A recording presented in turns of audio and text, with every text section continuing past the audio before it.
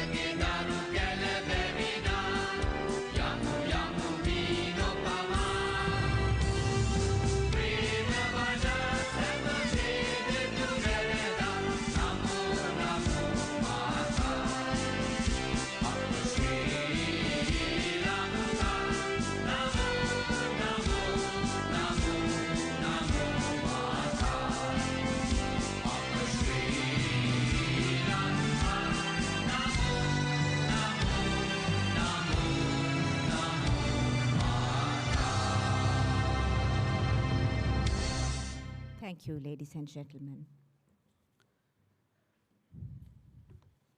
In both Asian and European cultures, light is considered as a symbol of knowledge, wisdom, and learning. Hence, there are words like enlightenment. Therefore, ladies and gentlemen, let us now move on to the lighting of the lamp of learning. May I now call upon the following dignitaries to light the oil lamp here. Our chief guest today, His Excellency Vinod K. Jacob, Acting High Commissioner of India in Sri Lanka. Our special guest, Honorable Professor G.L. Piris, Minister of Foreign Affairs. The Vice Chancellor of the University of Colombo, Senior Professor Chandrika N. Vijayaratna. The Rector of Sri Pali Campus, University of Colombo, Dr. Pratibha Mahanamaheva.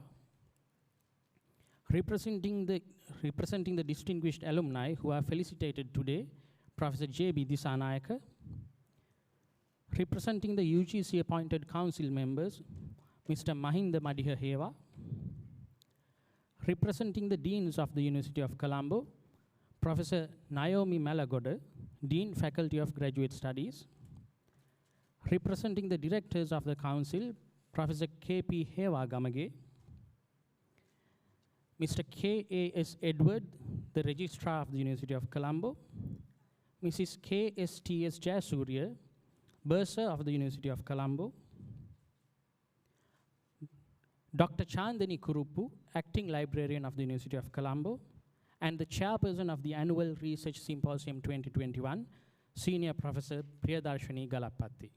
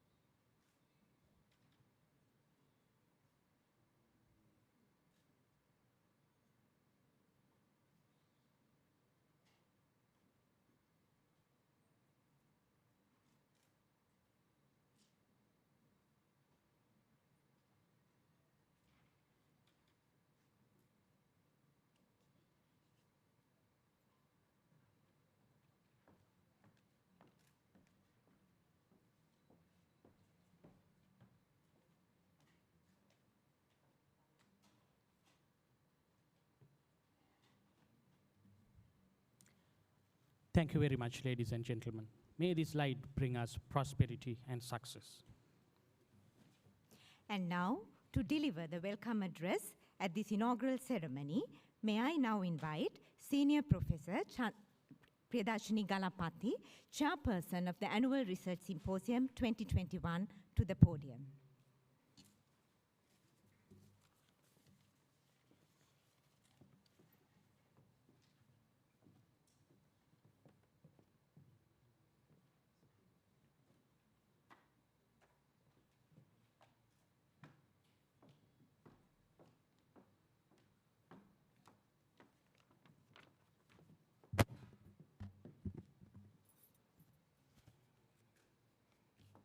Good morning.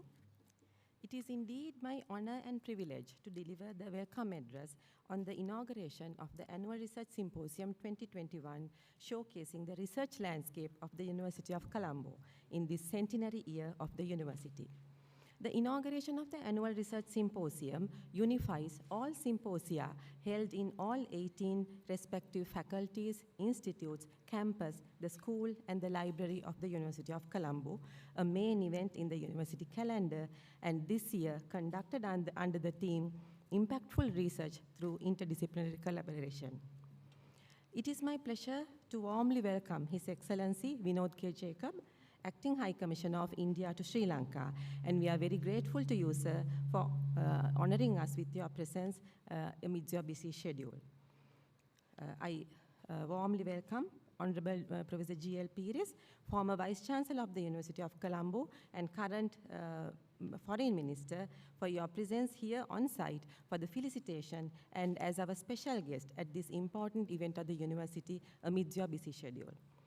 I warmly welcome our keynote speaker, Professor Munasingha, former Vice Chair of the UN Intergovernmental Panel on Climate Change, which shared the Nobel Peace Prize in 2007. We congratulate you on your 2021 Blue Planet Award, and we look forward to your address at a time when climate change has become a global concern. A very warm welcome to you, Madam Vice Chancellor, Senior Professor Chandrika Vijayaratne, and I would like to take this opportunity to thank you immensely for all the guidance and exceptional leadership given throughout in organizing this event and for your ready advice and good counsel always. ARS 2021 also signifies the conclusion of the centenary celebrations of the University of Colombo, which was established in 1921 as the Ceylon University College, combining the Colombo Medical School, established in 1870, and university-level higher education in the fields of arts and sciences, started in 1921. To celebrate a century of higher education and service to the nation as a unique event of this year's symposium, the organizing committee decided to honor the distinguished alumni and academics of the university for their contribution to the university, the country, and the world at large on this historic occasion. All faculties, institutes, the School of Computing, and the library nominated and submitted details of the alumni and academics who would be felicitated today. Dear Sir, Madam, I am indeed honored and humbled to welcome all of you, our respected teachers who have inspired the academic audience gathered here today. I welcome the council members of the university who guide the university with their wisdom. I extend a very warm welcome to the rector, all the deans, the directors of the institutes, and the School of Computing for your presence here today amidst all the work with your individual research symposia taking place this week. It is my pleasure also to welcome Professor Shavanti Homa Vanyasingham, Senior Advisor for your research. I welcome the dignitaries representing diplomatic missions, UN missions, and funding agencies in Sri Lanka, officials from the Ministry of Higher Education, Treasury, other ministries, the University Grants Commission, and the Vice Chancellors of other universities joining us today virtually. I welcome our Registrar, Mr. Edwards, the Bursar, Mrs. Jayasuriya, Librarian, Dr. Chandrani Kuruppu, Mr. Mohammad Shifa, Assistant Registrar, Academic and Publications, the live wire behind organizing, the other administrative officers, and the non-academic and support staff gathered here to assist us today. I'm extremely pleased to welcome the team I worked with in the past few months organizing this event, whose support was vital to make this event a success. I would like to specially mention the chairpersons of the 3 subcommittees. Professor Inoka Korea, the editor with co-editor Mr. Sajid Pires, compiled the proceedings, giving key recommendations from nearly 500 research projects presented this year. Senior Professor Samantha Herath, chairperson of the IT and Publicity Subcommittee, was responsible for all the media publicity we received over the past month and for today's coverage. I also would like to take this opportunity to thank Dr. Nirmali Vijayagunardana, chairperson of the Inauguration Subcommittee, for all the support extended in organizing this event, as she will not be thanking herself in her vote of thanks.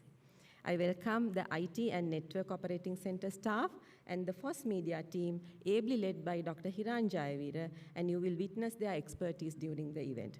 A special welcome to all the students of the University of Colombo joining virtually who engage in their education and research work amidst numerous hardships during the COVID-19 pandemic.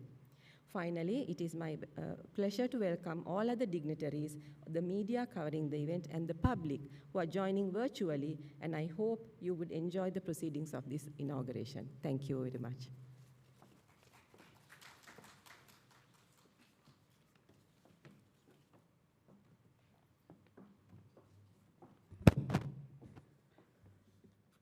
Thank you very much, Professor Galapathy, for your welcome address. Now, to deliver a brief research symposium update of the faculties, institutes, the campus, and the school of the University of Colombo, I have the pleasure to call upon Senior Professor Samantha Herath, Chairperson of the IT and Publicity Subcommittee, to the stage. Professor Herath, as we all know very well, is a well-known writer, commentator, and a critic attached to the journalism unit of the Faculty of Arts.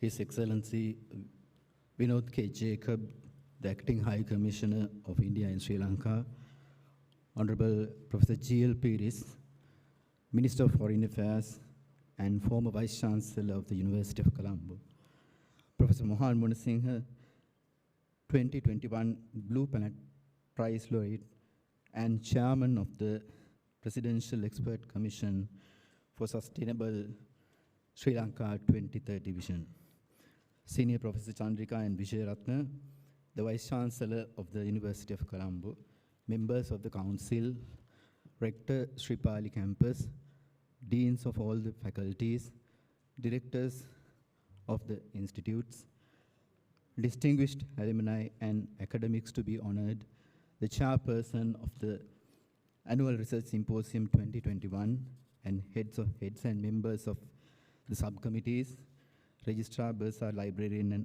other administrative officials, distinguished guests, all staff members, students, ladies and gentlemen. Very good morning to all of you. At the outset, I would like to wish the entire community of the University of Colombo all the very best. This is a historic time that we celebrate 100 years of arts and science education in the university and in the country. I stand before you to present a summarized account on the updates of the Annual Research Symposium, and I consider this as an absolute privilege, and I'm deeply humbled to address this esteemed gathering, including distinguished alumni and academics, to be honored at this occasion. The University of Colombo ranked as the #1 university in Sri Lanka according to the Webometric rankings, provides education at undergraduate, postgraduate, and diploma levels in varied academic disciplines for nearly 38,000 students. The Annual Research Symposium is a highly significant event in the university calendar, and this year's Research Symposium becomes definitely a remarkable one, as the university managed to conduct the symposium despite the challenges posed by the worldwide pandemic. At a time which is obstacling, threatening, and conflicting, I wish to make a special note about the brave, courageous, intelligent, and above all, very humane leadership of the Vice Chancellor, Senior Professor Chandrika and Vijayatunga. And I take this opportunity to thank her wholeheartedly for her utmost dedication. The central theme of 2021 Annual Research Symposium is impactful research through an interdisciplinary approach. The faculties and affiliated institutes of the University of Colombo are scheduled to conduct their respective research sessions under the Annual Research Symposium 2021. Altogether, 483 research papers are expected to be presented at the research sessions conducted by the different faculties and institutes of the University of Colombo. A summarized account of the basic information on research sessions of the faculties and affiliated institutes are as follows. Faculty of Science. The theme, International Conference on Multidisciplinary Approach in Science, 24th to 26th November. And then we have Institute of Indigenous Medicine. Their theme, Interdisciplinary Approach on Research in Indigenous Medicine. That will be on 24th, tomorrow, November 2021. Then Faculty of Medicine. Their theme, Non-Communicable Diseases and COVID-19, Tackling Two Pandemics Through Collaborative Research, will be held 25th to 27th November.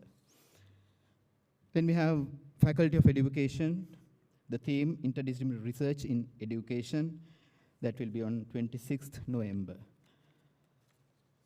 Postgraduate Institute of Medicine, theme, Postgraduate Medical Education in the Era of COVID-19, 26th November. And then we have Faculty of Law, the theme, Impactful Legal Research Through an Interdisciplinary Approach, that will be on 27th November. Then Faculty of Arts, theme, 100 Years of Humanities and Social Sciences in Higher Education in Sri Lanka, Innovation and Adaptation in the Time of Crisis. 3 days, 1st, 2nd, and 3rd of December. Then we have University of Colombo School of Computing. Their theme, International Conference on Advances in ICT for Emerging Regions.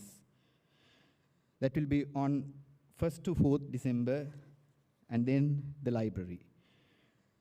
The theme of the library is Library as a Roadmap to Interdisciplinary Research. That will be on 9th December. Faculty of Nursing, the theme, New Dimension in Nursing, Creating a Sustainable Healthcare and Safety Net for All, 15th December. National Institute of Library and Information Sciences, their theme, Cultural Heritage, Bridging the Past, Present, and Future Through Libraries, Museums, and Archives, 20th of December. And the following faculties and institutes have already conducted their research sessions under the Annual Research Symposium 2021. Institute for Agro-Technology and Rural Sciences, theme, National Symposium on Agrotechnology and Rural Sciences, a way forward for smart agriculture towards rural development. Then we have Faculty of Graduate Studies. They have conducted their symposium under the theme, Global Cooperation, Reimagining Multilateralism. That was on 20th August. Then Faculty of Technology, their theme, the role of technology in interdisciplinary research. That was on 22nd October. And then we have Faculty of Management and Finance. Their theme, strategic resilience, reinvention and digital disruption in business management. That was on 17th November. And finally, Sripali campus. They conducted their research sessions yesterday, 22nd. Their theme, Contemporary Media and Performing Arts Approaches and Practices. This year's Annual Research Symposium brings an interdisciplinary cross-thematic orientation. Most of the research sessions of this symposium are focused on the social, economic, cultural, health, and technological issues and challenges faced by the country during the pandemic.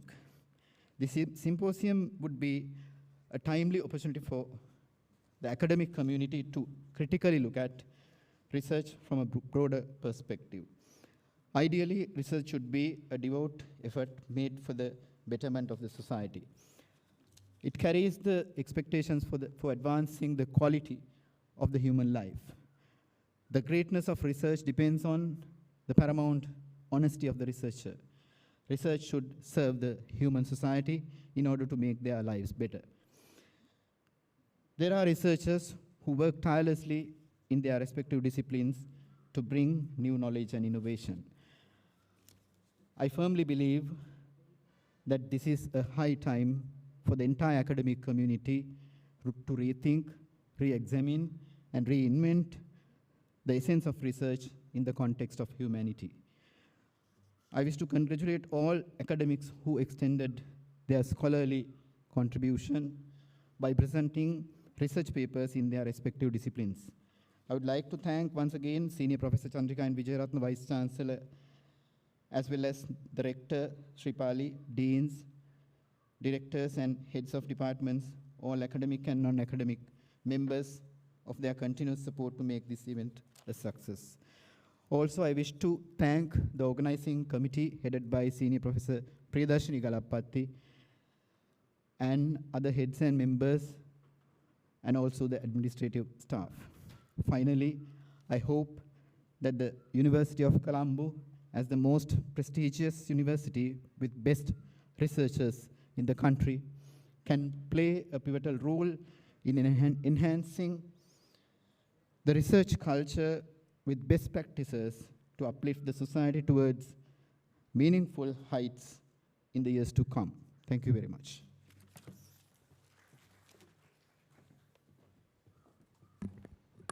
Thank you, Professor Herath, for the excellent outlining of the research symposia. Now, to present a synopsis of research and development of University of Colombo for the year 2020 and 2021, we would like to invite Dr. Pavitra Jayawardena on behalf of Dr. Jayawardena, Director of Research and Development Center, University of Colombo.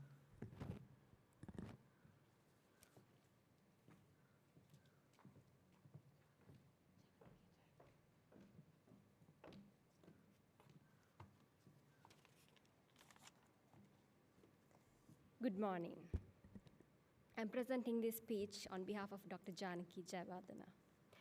Research and development is crucial for knowledge creation and for expanding technological development aligned with a sound understanding of societal and national needs. Thus, the role of universities in producing a knowledge base for policy development and in encouraging innovations for technological development requires support and encouragement in terms of economic growth, prosperity, and a harmonious society. Research enhances creative outputs, advances quality education, and augments workforce expertise. In an era of intensified globalization, knowledge in natural sciences and in the humanities and social sciences are major contributors to the advancement of global civilization. In this context, universities play a vital role in multi-sector development and economic stability. The level of engagement of a university in research, innovation, and commercialization is an indicator of the national progress of any country. In this context, the Research and Development Center of the University of Colombo was established in 2016 to centralize research, promote creativity and innovation, while upholding academic freedom through autonomy, research ethics, and integration with the entire university. The center facilitates prioritization of research, establishing thematic areas, capacity building, encouraging the conduct of research, and in the dissemination of research findings underpinned by integrity and ethics. The R&D Center is committed to develop a research culture within the University of Colombo to enable its recognition as a creative and innovative seat of learning that stimulates research competencies and skills of the academic community. The R&D Center, under the guidance of the Madam Vice Chancellor, Senior Professor Chandrika N. Vijayaratna, and the Senior Research Advisor, Professor Shivanti Homer, held monthly meetings to plan its progress. As a result, research policy guidelines of the University of Colombo to guide research, innovations, and commercialization through technology transfer were formulated. The activities of the center will be expanded to support early career researchers, to encourage collaborative research at university, national and international levels to enhance a multidisciplinary approach to research and innovation activities of the University of Colombo. Thank you very much.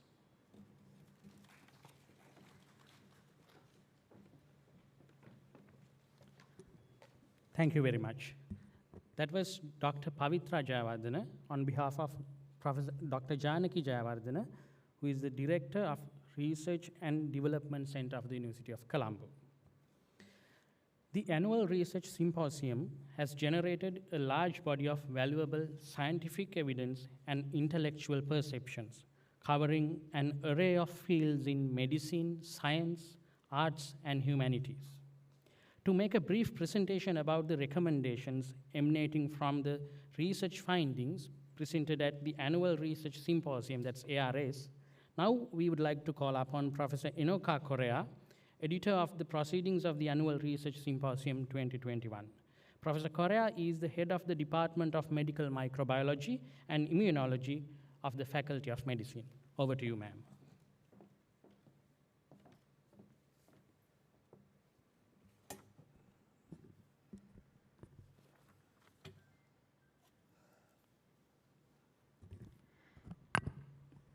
Chief guest, His Excellency Vinod K. Jacob.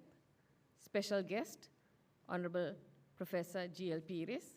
Keynote speaker, Professor Mohan Munasingha. Vice Chancellor, Chandrika Vijayaratna. Academic and non-academic staff, students of the University of Colombo, ladies and gentlemen. It gives me great pleasure to present to you this brief update on the abstracts that were and are being presented at this symposium and the policy recommendations that arise from this research. Almost 500 abstracts were presented or will be presented in the course of the Annual Research Symposium in fields ranging from education to agriculture to technology, medicine, law, and management, and beyond. A visionary suggestion by the Vice Chancellor that the research presented at this forum should give rise to a set of policy recommendations led to a flurry of requests from the various symposium organizers to the abstract presenters to come up with concrete, feasible, measurable, and practical suggestions to policymakers based on their research. We had an overwhelming response to this request, resulting in 31 pages of policy recommendations that have been collected and printed in your book of proceedings.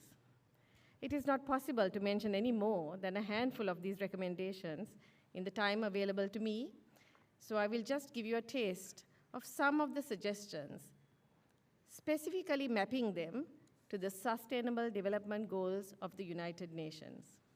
Goal number 1, no poverty. The Consumer Affairs Authority should establish and strengthen consumer advocacy and empowerment in times of crisis to monitor unfair trade practices, guarantee access to necessities, protect marginalized groups in the most vulnerable communities, and ensure that people receive adequate compensation and relief. Goal number 2, zero hunger. Overcome urban food insecurity by implementing urban home gardening combined with novel agricultural techniques as a sustainable strategy. Goal number 3, good health and well-being. Meditation may have the potential to positively alter concentrations of stress hormones. Further studies on the effect of meditation on stress hormones and other external stressors are recommended. Goal number 4, quality education. A federation of school councils may be established at zonal levels by combining the school development executive committees of schools of each education zone to assist member school boards to overcome problems in participatory management through the SDEC. This federation can play a pivotal role by facilitating, advocating, mediating, counseling, evaluating, and arbitrating in various issues to assist the school boards to attain a satisfactory level of school autonomy and accountability and achieve the expected school quality. Goal number 5, gender equality. Actions such as incentives for female bankers, leadership skills development training for women managers, and the implementation of stress reduction workshops, flexible working schedules, and provision of facilities for childcare are recommended. Goal number 6, clean water and sanitation.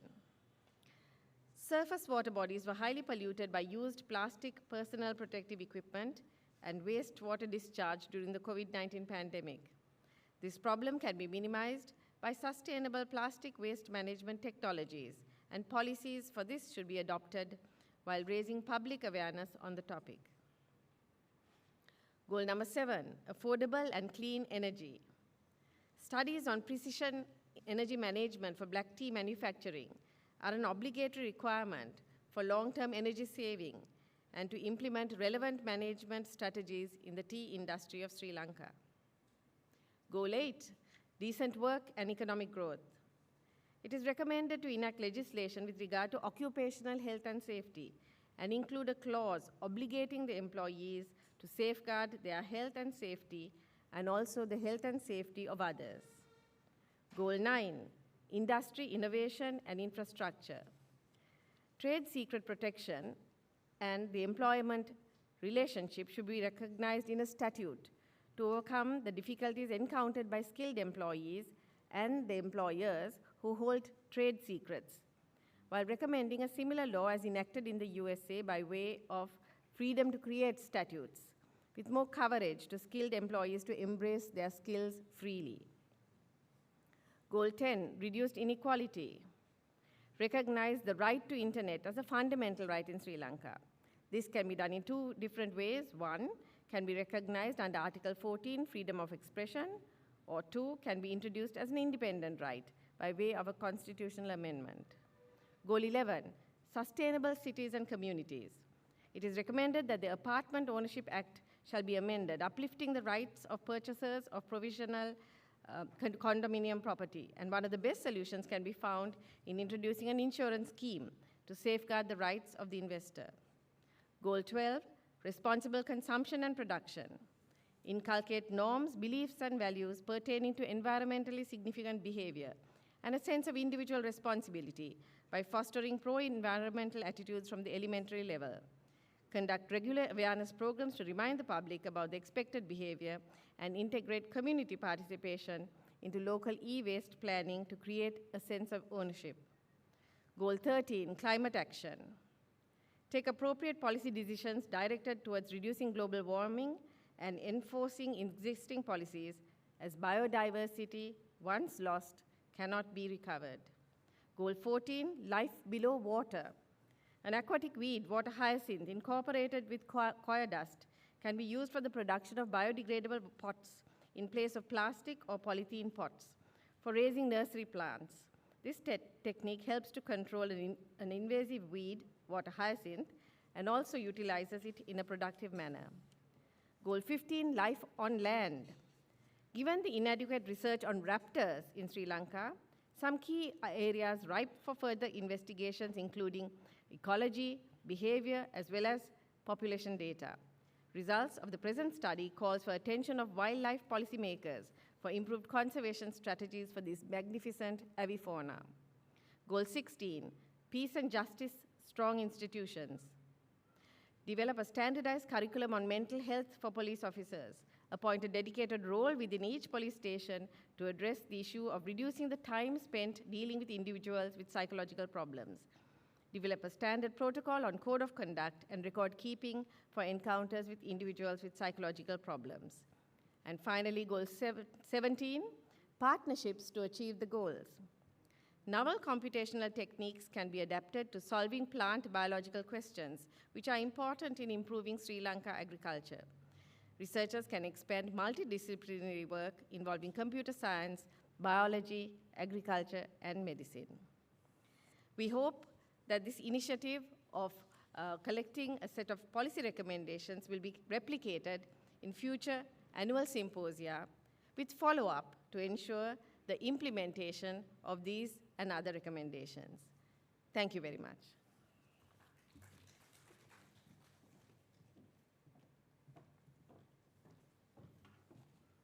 Thank you very much, Professor Correa, for that presentation and for the recommendations which would give the policymakers things to consider to facilitate the impact of research presented at the Annual Research Symposium 2021 to translate data into action. And now, it is our great pleasure and privilege to invite Senior Professor Chandrika N. Vijayaratne, the Vice Chancellor of University of Colombo, to address this gathering.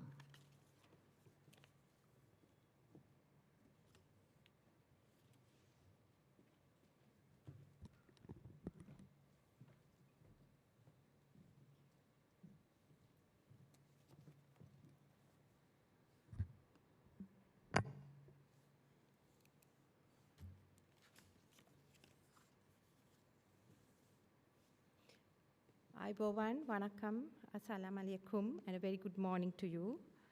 Your Excellency, Vinod Jacob, Acting High Commissioner of India in Sri Lanka, our chief guest, Honorable Professor G.L. Piris and all the other former Vice Chancellors of our university, Professor Mohan Munasingha, who's joining us virtually as our keynote speaker, and Professor Shavanti Homavaniyasingam, our Senior Research Advisor, heads of other diplomatic missions and UN missions, officials with the Ministry of Education, the University Grants Commission, the National Science Foundation, National Research Council, and other research agencies, vice chancellors of other universities, members of the council, rector, deans, registrar, bursar, acting librarian, directors, heads of departments and units, respected alumni, academics, administrators, support staff, and our most treasured research students of the University of Colombo, the undergraduate and postgraduate study streams,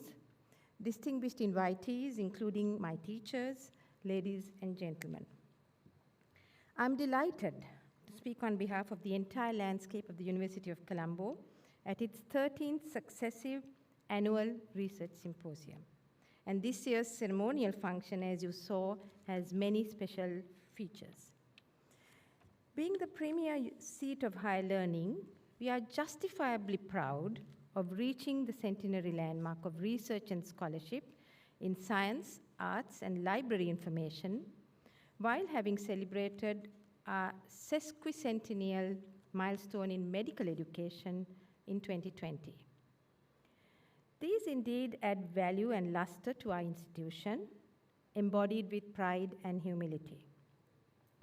I am deeply conscious of the multitude of research symposia and technical sessions, as you noted, which have had international outreach being hosted throughout the year. And today's event symbolizes over 35 such high-end research-centered events held so far, with many addressing, as you saw, the specific fields of study, and very much more in the pipeline. I thank Chairperson Professor Priyadarshini Galapathy and the entire editorial team and all the other subcommittees for their meticulous dedication and organization. A novel and valued feature in this process was this compilation of the evidence-based recommendations for policymakers and planners of not only Sri Lanka, but the region of South Asia. This indeed personifies the required role of higher seats of learning through knowledge creation by a meaningful and time-appropriate scientific and philosophical exploration, discovery, and interpretation of research. We have an amazing mix of world-class research students and supervisors with a vibrant research ethos that was nurtured by our pioneering visionaries, where a fraction of them are being felicitated today due to constraints in time. The multitude of fields of expertise has encouraged self-driven, locally relevant research with a Sri Lankan identity and a global outreach, which uniquely is underpinned by research integrity and ethics. This milieu has snowballed into multiple opportunities to disseminate the key findings, not only at these symposia, but also in our monthly meeting of the University Senate, which is a wonderful venue to share key findings and inspire further research across the disciplines. And we, no doubt, advocate translating research into practice. So I congratulate the rector, the deans, directors, the research chairs of the 9 faculties, the School of Computing, Sri Pali campus, the library, and 7 institutes, along with many of the 22 centers and 23 units, for maintaining the momentum despite the pandemic and to ensure strong research culture. I commend heads of chemistry, data sciences, physics, zoology and environmental sciences, demography, international relations, sociology, geography, Sinhala, to mention a few, for hosting international conferences from your very own departments with such fascinating themes. It is worthy of mention that despite challenges we face in laboratory-based and community-based research during the COVID-19 upsurges, I am captivated by your resilience and sustained enthusiasm in research planning and dissemination. Ladies and gentlemen, research and innovation, as you heard, has become the single factor that defines our ability to remain relevant within the realm of higher education. So upscaling our research ethos to capture innovation commercialization was prioritized since 2019 by our top management, ably supported by our research advisor and the research director, and of course the university business linkage, which Dr. Kaumali, the incumbent director, while Dr. Sampath Punchiheva, the founder director, and now Dean Law, have been greatly of assistance. Our academic publication assistant registrar, Mr. Shifa, has led the team of members who have ensured that our university senate addresses all these aspects of research. I must mention the Director of International Office, the Legal Division, establishments, as much as publication divisions, ably led by Registrar and Bursa, for overseeing the tedious paperwork related to supporting early career researchers with a substantial international outreach, with a logical framework for monitoring and evaluation of the projects being developed, which has been a more recent feature. It is my firm belief the fullest exploration of research and development from an academic perspective is imperative if we as a responsible university community are truly to bring about social benefit for every member of our society by addressing the SDGs. Hence, we prioritize the formulation of impactful research through multidisciplinary action and a connected view of research and scholarship from the multiple disciplines of homegrown expertise to ensure sustainability of the 21st century societal needs. Therefore, Your Excellency and honorable guests, we have encouraged expansion of our international outreach by partnering with the best of the best, including Cornell University, USA, the Indian Institute of Science, the Indian Institute of Technology, Mumbai, the University College London, QUT, and University of Western Australia, as much as Western Sydney, to mention a few. And I thank all those who have helped us to venture that extra mile. Additionally, I must mention the strong links we have with Robert Koch Institute of Berlin, with the Faculty of Science, and the IBMBB, who have engaged in COVID-19 related research. And this, I must say, is an ongoing activity. The student staff findings and inventions have potential to impact not only on COVID-19 related needs, but also environmental protection, skills development, virtual learning, cybersecurity, and netiquette, gender justice, to mention a few, including precision diagnosis of cancers and genomic medicine. So research funding is few and far between, and a recent stock taking demonstrated that we allocate approximately 6% of our available funds for R&D, while external funding from the world over supplements this manyfold. And I thank the Bursa and the FMU for their perennial support. I wish to acknowledge the consistent commitment of our senior academics who encourage their juniors. So we currently have 86 out of 692 academics who are overseas on study leave, funded predominantly from World Bank, European Union, JICA, NIH, Wellcome Trust, UGC, and NCAS. And I look forward to a further upscaling of our research agenda upon the return of these bright young holders of doctorates. This is not the first time we have reached out virtually to the larger segment of our university research community to be a part of our deliberations, and we are proud to showcase our in-house research outcomes on such a large canvas, from our own publications, the press, as much as our publicity arm, which are new facets to the process of focusing on research impact. I'm very grateful to the NOC as well as our assistant statistician for collating data around the clock and ensuring optimal international recognition through ranking. I'm so delighted that the Director Quality Assurance and Director International Office came forward to highlight how we address SDGs, and along with the Director for Center for Environmental Initiative. I'm very grateful to the librarian and staff for the provision of research support from the perspective of creating a research repository, including plagiarism checks and real-time updates on predatory and fake journals. I believe that this year we have raised the bar even further. And it is my fervent wish that the steps we have taken will help us grow as an academic community, and we strive to apply our work to better the lives of our fellow citizens. I thank you for your presence and wish you a pleasant and intellectually stimulating day. Stay safe and well. Thank you.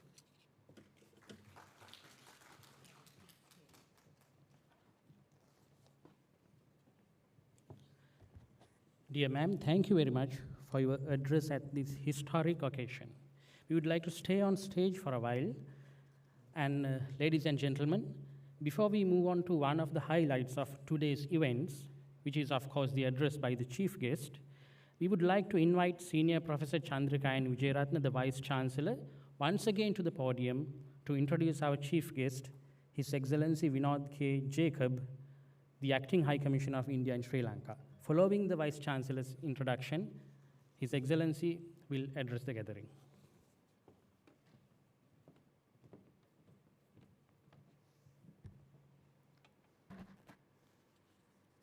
Thank you. Mr. Acting Indian High Commissioner in Colombo, His Excellency Mr. Vinod K. Jacob, has over 2 decades of experience as a diplomat. Having started his career at the Embassy of India in Beijing, during which he learned Mandarin, he returned to headquarters in Delhi in 2006 and served as a desk officer dealing with India-China relations until 2009. He was a member of the Indian delegation to the United Nations when India was on the UN Security Council from 2011 to 2012. After New York, Mr. Jacob has spent 3 years heading the political and S&T wings of the Indian Embassy in Beijing. Upon his return to India in 2016, he dealt with India's bilateral relations with Pakistan, Afghanistan, and Iran. And in the second half of 2017, the government of India appointed Mr. Jacob to coordinate the campaign for the re-election of the Indian judge Dalveer Bhandari to the International Court of Justice, and this task was successfully completed.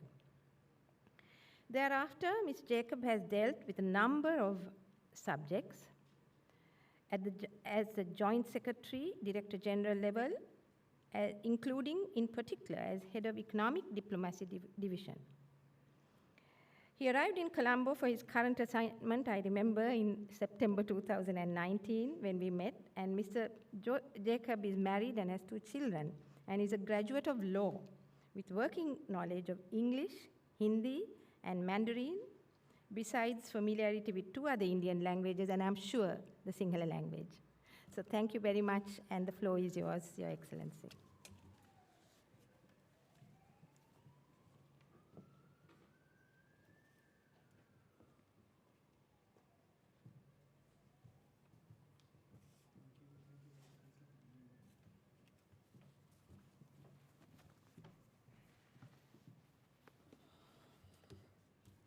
Good morning, everyone. Let me start by thanking the Vice Chancellor for remembering the first official interaction or event that I had after landing up here. Ma'am, it was with you for the ITEC Day celebrations. And again, the same officer who dealt with it is once again here with me, Sushil. Honorable Professor G.L. Paris, Minister of Foreign Relations. Sir, so many times I've been in the audience listening to you. I get another opportunity today to listen to you.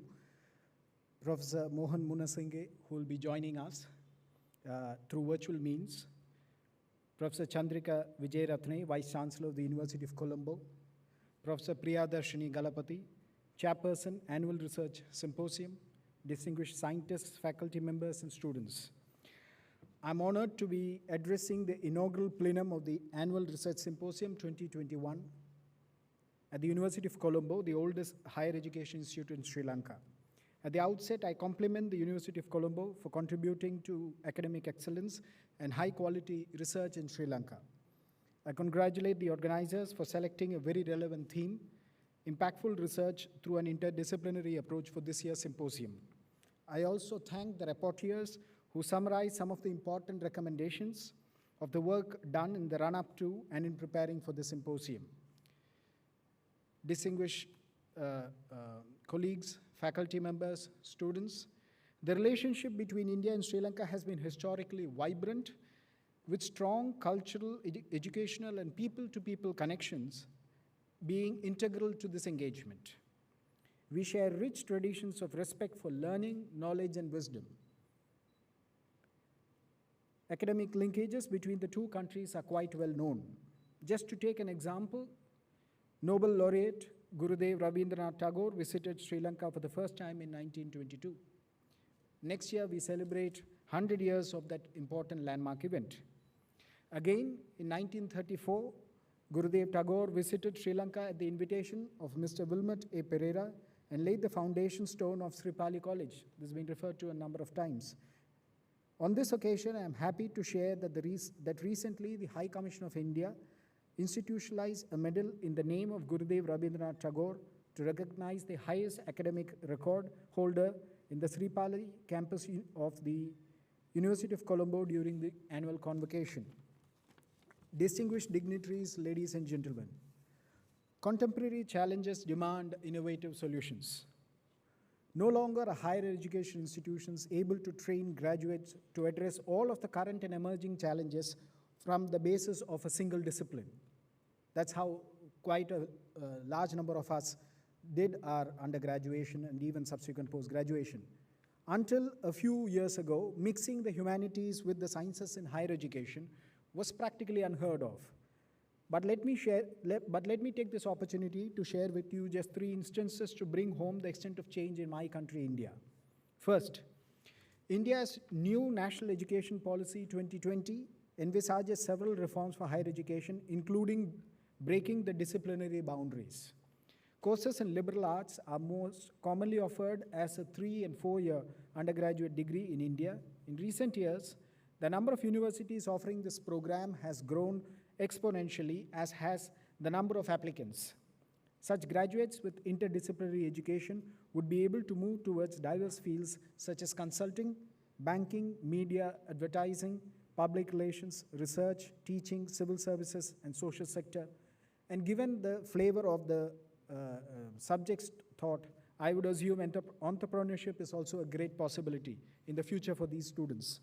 Second, in India, as of October 2020, 958 universities are providing higher education to the different parts of the country. These include 54 central universities, 416 state universities, 124 deemed to be universities, and 364 private universities. Of these, 12 universities were selected under a new scheme called the Center with potential for excellence in particular area. Third, the Department of Science and Technology of the Government of India has come up with a program called the Cognitive Science Research Institute, and as part of that new research program with an interesting acronym, SATYAM, which stands for Science and Technology of Yoga and Meditation in 2015.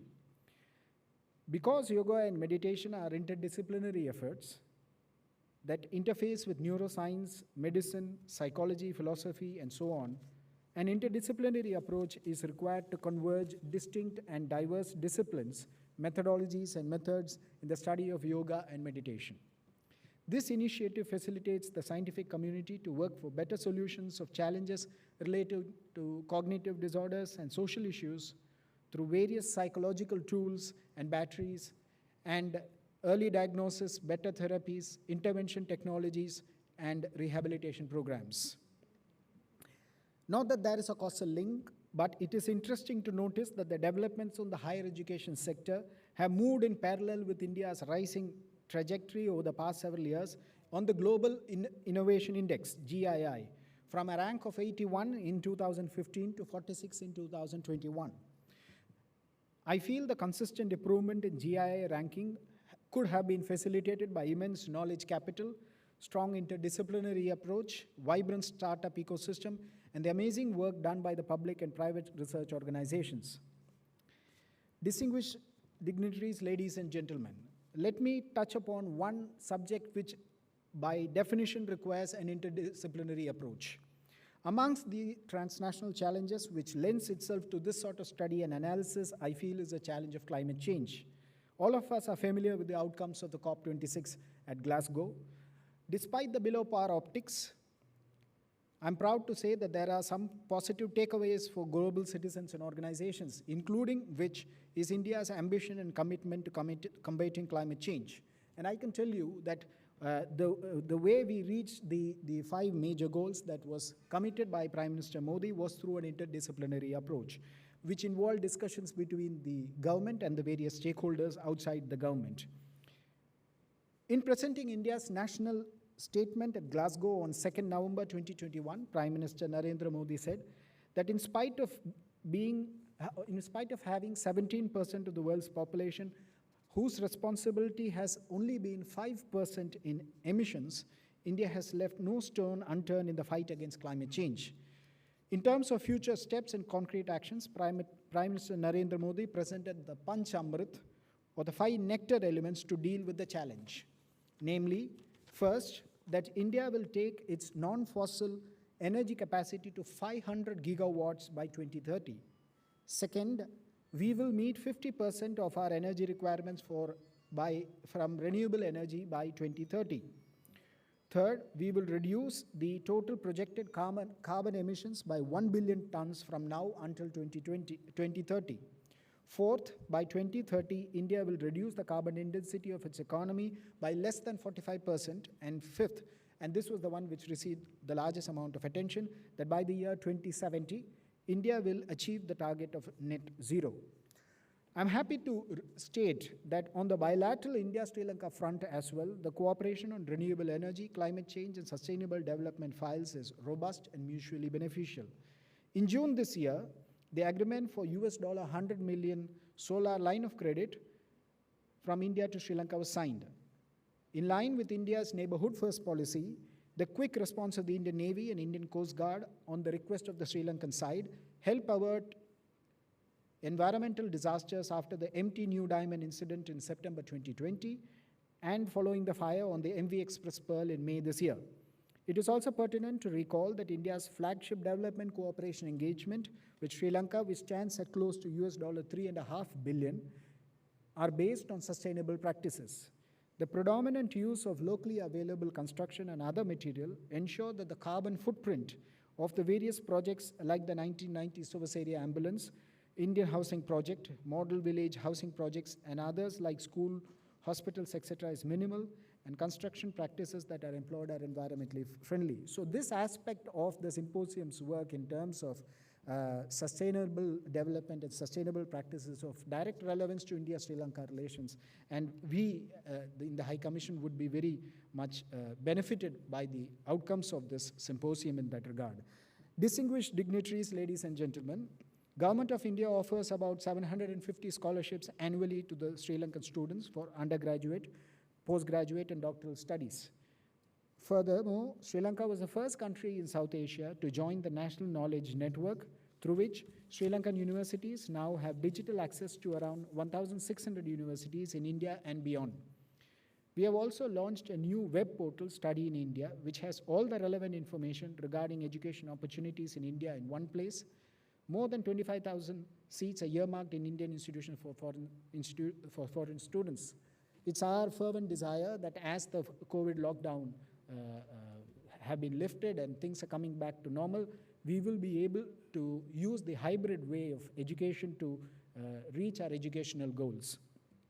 Let me also state that the High Commission of India and the University of Colombo also has been taking an interdisciplinary approach through the establishment of the Center for Contemporary Indian Studies at the University of Colombo, which is essentially a multidisciplinary research center through which both countries have successfully conducted several programs which have helped strengthen Indo-Lanka relationship, and I must thank the Vice Chancellor for her leadership in this regard. I would like to conclude here by quoting a saying of the great Mahatma Gandhi. He said, and I quote, "The difference between what we do and what we are capable of doing would suffice to solve most of the world's problems," unquote. Therefore, I would like to invite all the scholars and academics to fully avail the opportunities put forward by both countries and explore the capacities within you for the advancement of research, innovation, and betterment of your society and ours. Together, I feel India and Sri Lanka have come a long way facing challenges, and we can continue to work together in our journey forward. Thank you.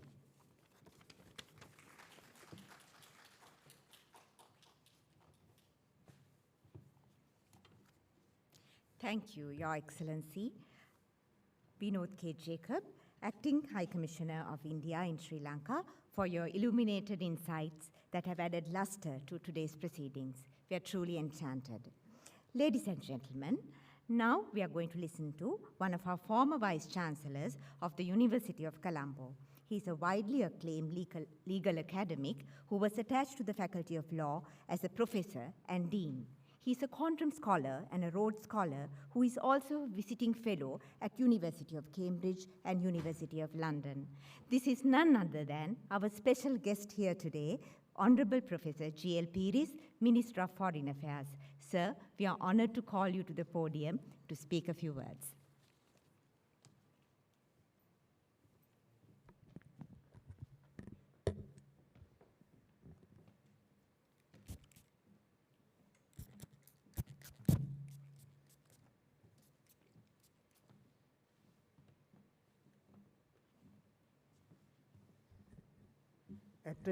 Acting High Commissioner of India in Sri Lanka, Mr. Vinod Jacob, Vice Chancellor of the University of Colombo, Professor Chanaka Talpaheva, Deans of Faculties, colleagues, ladies and gentlemen.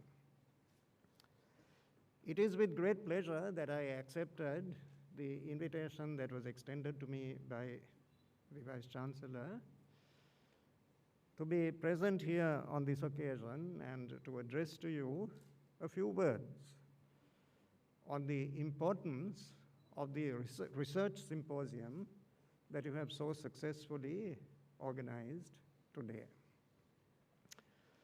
There are two aspects of your research symposium which I think are worthy of special mention. You have spoken of impactful research.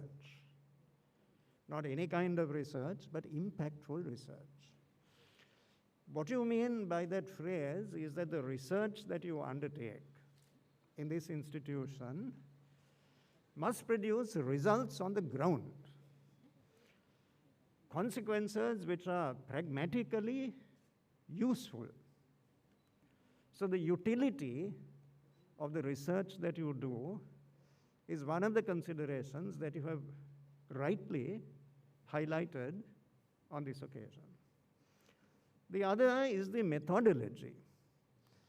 That is impactful research through an interdisciplinary approach. The Acting High Commissioner of India referred to the huge gap between what we are doing and what we are capable of doing, quoting the immortal words of Mahatma Gandhi. Now, an institution like this is capable of a great deal. It is doing a lot. It can do much more. I think the University of Colombo, indeed all our universities, have certain core functions, one of which is teaching. Research is very important, and also interaction with the community. A metropolitan university like Colombo is especially capable of discharging that function with great acceptance. Because of your geographical location, Colombo University has the capacity, the capability to offer programs of instruction, not only to full-time undergraduate students, but to members of the community, to professionals who will benefit from the undoubted expertise that this institution possesses.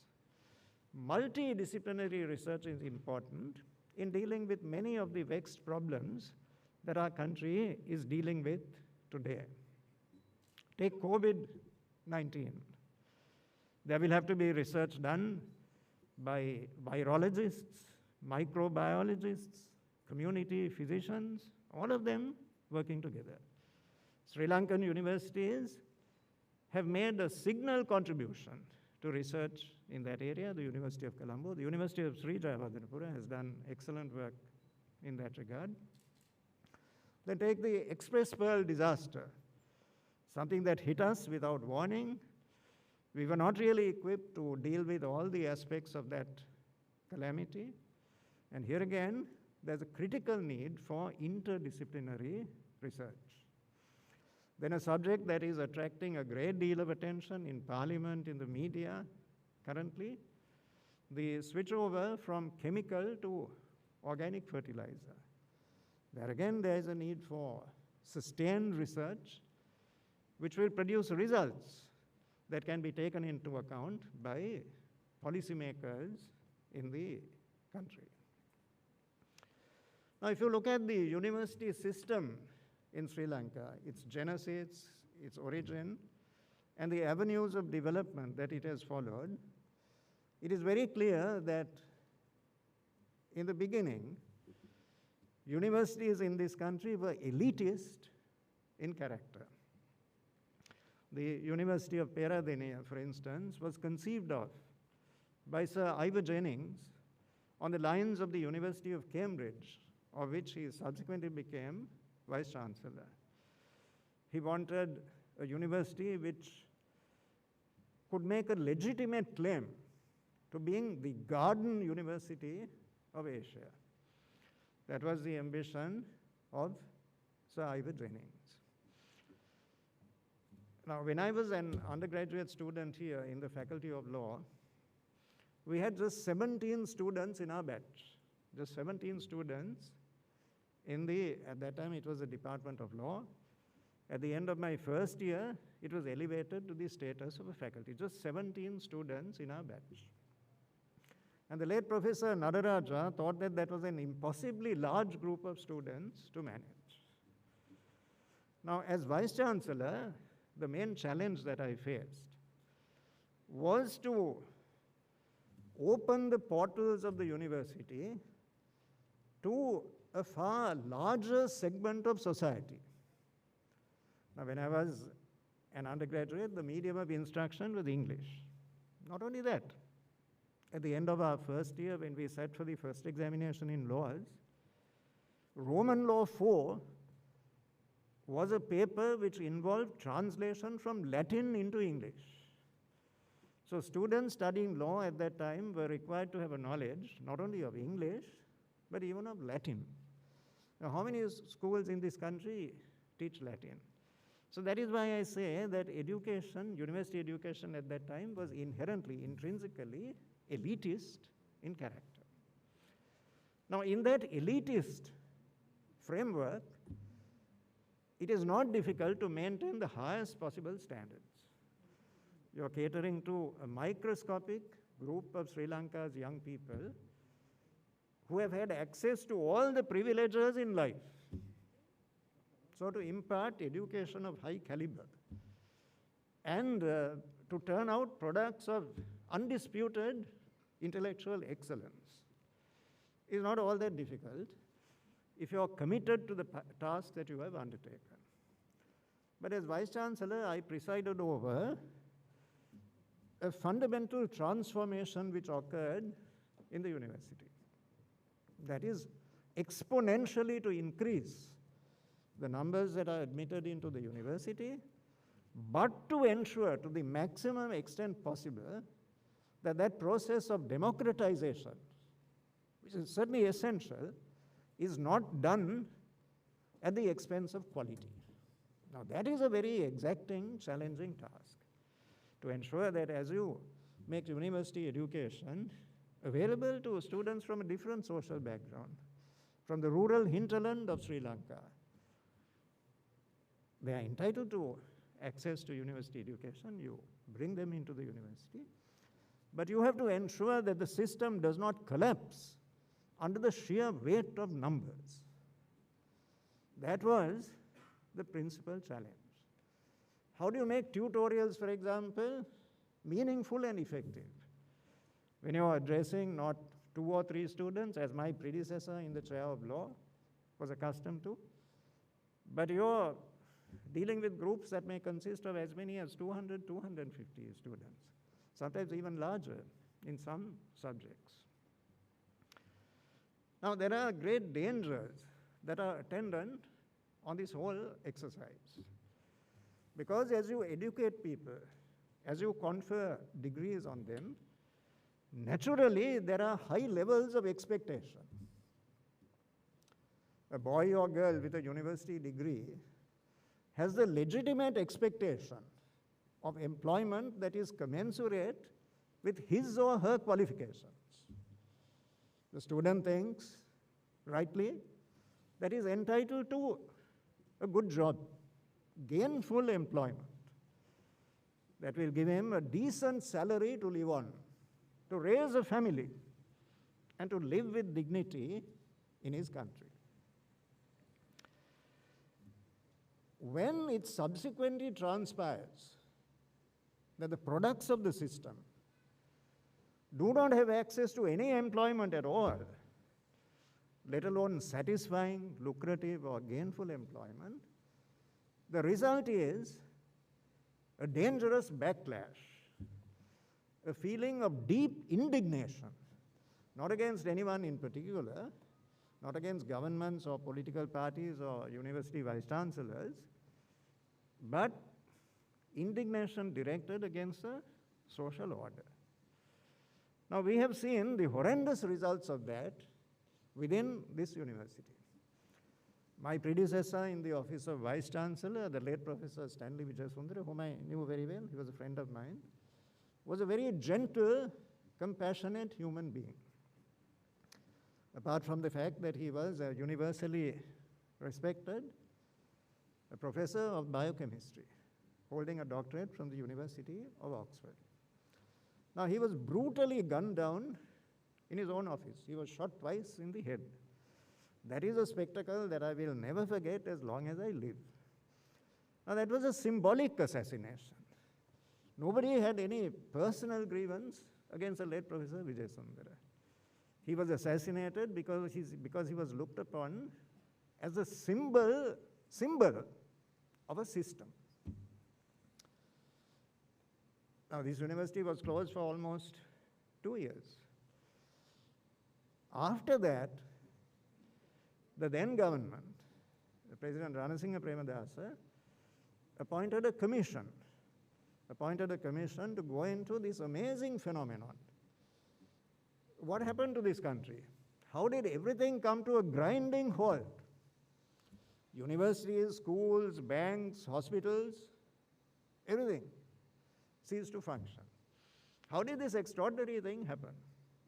And more importantly, what are the practical measures that we need to put in place to ensure that in the foreseeable future, such a calamity does not befall this country? Now, one of the most interesting things I have done in my life, in a rather varied career, is the work that I did as a member of that commission. There were very distinguished people on it. The then president wanted me to chair the commission. I declined that for a variety of reasons, and he said, all right, that's all right, I understand. But I want you to be a member of that commission and to play a part, a substantial part in the preparation of the report. That invitation, I accepted. So we worked with very distinguished people like Professor Lakshman Jayadeva, Professor Ralph Allis, who was principal of DSA Nayaka Vidyalaya, Dr. Radhika Kumaraswamy, Monica Ruwan-Patirana, who was a novelist in the Sinhala language. Then we produced a report. Now, we met young people, principals of schools, members of the clergy of all religions, student leaders, trade unions, and we asked them, why did you do this? Why do you kill innocent people? Heads of corporations, vice chancellors of university, Professor Stanley Vijayasundara was not the only victim. Professor Patuvitan, vice chancellor of the University of Moratuva, was also shot dead. Why did you do this? The answer was, what else can we do? The only way we can make our voice heard is by resorting to violence. It is only then that people will sit up and listen to us. Otherwise, our voice goes unheard. This was the answer that we were given. Now, there's an important lesson to be learned from this. I mean, after all, this country has lived through 2 youth insurrections in 1971 and 1988-89. I agree entirely with those who spoke before me on this occasion that universities in this country have achieved a high level of quality. The threshold of quality is very much there. I don't think that will be seriously challenged. But as important as quality is something else, that is social relevance. That is very important. We have to ensure that the products of the system, at the end of the day, feel that they have derived something of value from the education that has been imparted to them within these walls. It has been fruitful, it has been satisfying, and it has laid the foundation of a successful life. That conviction in the minds of those who graduate from this university and other universities in this country is of vital importance. Now, during my period as Minister of Education, I was there for 1 year, I spoke to chairmen of the leading companies in this country. And I told them, you are aware that there is a serious problem with regard to the employment of our graduates. You know what their answer was? They said, it is not that we do not have vacancies in our institutions. We can offer many more jobs. But unfortunately, when we interview the products of the system, we found, for the most part, this was not a general observation applicable to everybody, but they said, we find, in most cases, that the graduates are not adequately equipped to perform the tasks that we require in the corporate sector. Now, here is a basic problem, a basic policy dilemma. There is a horrendous mismatch between the content of education and the availability of livelihoods. A mismatch between the education that we provide and access to livelihoods. So during that year, as the Minister of Education and Higher Education, we invited students, principals, alumni associations, religious leaders, in other words, the community at large, to make proposals regarding changes in curricula, the content of education as well as methodologies, methods that are employed in imparting education. We received a good response. There were more than 2,000 responses that were received by the Ministry of Education from the community up and down the country. The introduction of new subjects like information technology, computer technology, in order to ensure greater access to the employment market. They're very important. To work with industry, to find out what are the requirements of industry, and to ensure that courses that are given in the university are tailor-made to suit the requirements of those who are in a position to offer jobs. And not to do it in the traditional way, to turn out graduates and then wonder what you're going to do with them, where you're going to fit them in. So that's a wrong way of setting about it. And that is a certain reversal in our mindset, our traditional way of thinking that is urgently required in the context of contemporary Sri Lanka. Now this morning, I read a very interesting article by the Acting High Commissioner of India, Mr. Vinod Jacob. It was published in the newspaper Ceylon Today, and the title of that article was Robust Indo-Sri Lanka Cooperation. Because today we are seeing a concept of Sri Narendra Modi, the Prime Minister of India, coming alive. Not a theoretical abstraction, but something that is receiving practical expression. Last week I said in Parliament, during the debate on the second reading of the budget, that the relationship with India is multifaceted. It is not confined to any particular transaction or to any particular area of activity. It is not just a relationship between Delhi and Colombo, but the most important, the most vital part of that relationship is the people-to-people contact. And Prime Minister Modi's neighborhood first policy has received distinct recognition in the support that India has given us in sectors straddling the whole spectrum of public policy, not least of which has been and is education. Now, there's one other thought that I want to share with you before I conclude. University of Colombo is a premier educational institution, fully worthy of the stature that it has attained locally and internationally. But I want you to reflect on one matter. That is, today we are in a position to admit into our university system only a minuscule minority of the students who have demonstrated their competence to benefit from university education. That is no fault of theirs. It is because of the inadequacy of the physical infrastructure of our universities. So these students have demonstrated their competence. We will benefit from university education if we are given the opportunity. The opportunity cannot be given for reasons which are entirely unconnected with the capability, the caliber, the potential of the students. Now in that situation, it is very important to ensure that the people who are excluded from admission to universities do not feel that they are dropouts, that they are failures in life.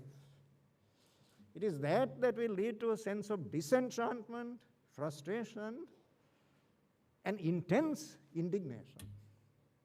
What is the answer? I think at least an important part of the answer is vocational training. Now, Sri Lanka has strong institutions. We have benefited from the Indian experience. I recall many fascinating discussions I have had with His Excellency Gopal Bagle, the Indian High Commissioner here. And they have not stopped with discussions, but India has offered substantial assistance in that sector. We have the Vocational Training Authority of Sri Lanka. We have institutions like NITA. Now, at various levels, students who have not been able to gain access to the university system are trained. They have received the benefit of vocational training at different levels, level 3, level 5, and so on. And as many as I think about 220 disciplines are catered for. 220 disciplines are catered for. Now, to my mind, one of the anomalies in the existing structure is that the formal academic stream and the vocational stream are entirely distinct and separate, without any link or connection. No link or connection whatsoever. Now, we looked at the experience of other countries. India, Australia has the TIFA program. Germany is very advanced in this field. So there's no need to reinvent the wheel. We can benefit from the experience of others, but subject to the caveat that we always need to adapt that experience to suit the circumstances in our own country. We can't copy what is happening in India or Australia or Germany and simply apply it mechanically here. We have to adapt it, and that requires some creativity. Now in Australia, for example, students who qualify at a certain level in the vocational area are not only admitted to universities, but in some cases, they are given exemption from foundation courses. So there is a direct link between the two systems. But Sri Lankan universities have generally been conservative in that regard and have tended to resist innovations in that field. That is not a criticism. We are all creatures of habit. We are all creatures of habit. So we tend to think on traditional lines, the way we have been trained by our teachers. And that is what we hand down to those who come after us. But I think there is a need today for thinking out of the box. And one of the policy issues that I would like the university community to address is the way that the university system can in some appropriate manner integrate students who have made progress in the vocational area. So I don't wish to say much more to you on this occasion. I would like to warmly congratulate all those who played a part, not only in organizing this particular event, but in this activity as a whole. Professor Galapati, Professor Correa, Professor Herat, Dr. Jayadeva, and all these academics making their distinctive contribution under the dynamic leadership of your Vice Chancellor, Professor Chandrika Vijayatunga. So I congratulate you. I think this is not a one-off event. Now I saw the details relating to the different research programs in the different faculties of the university. Faculty of Nursing, for example.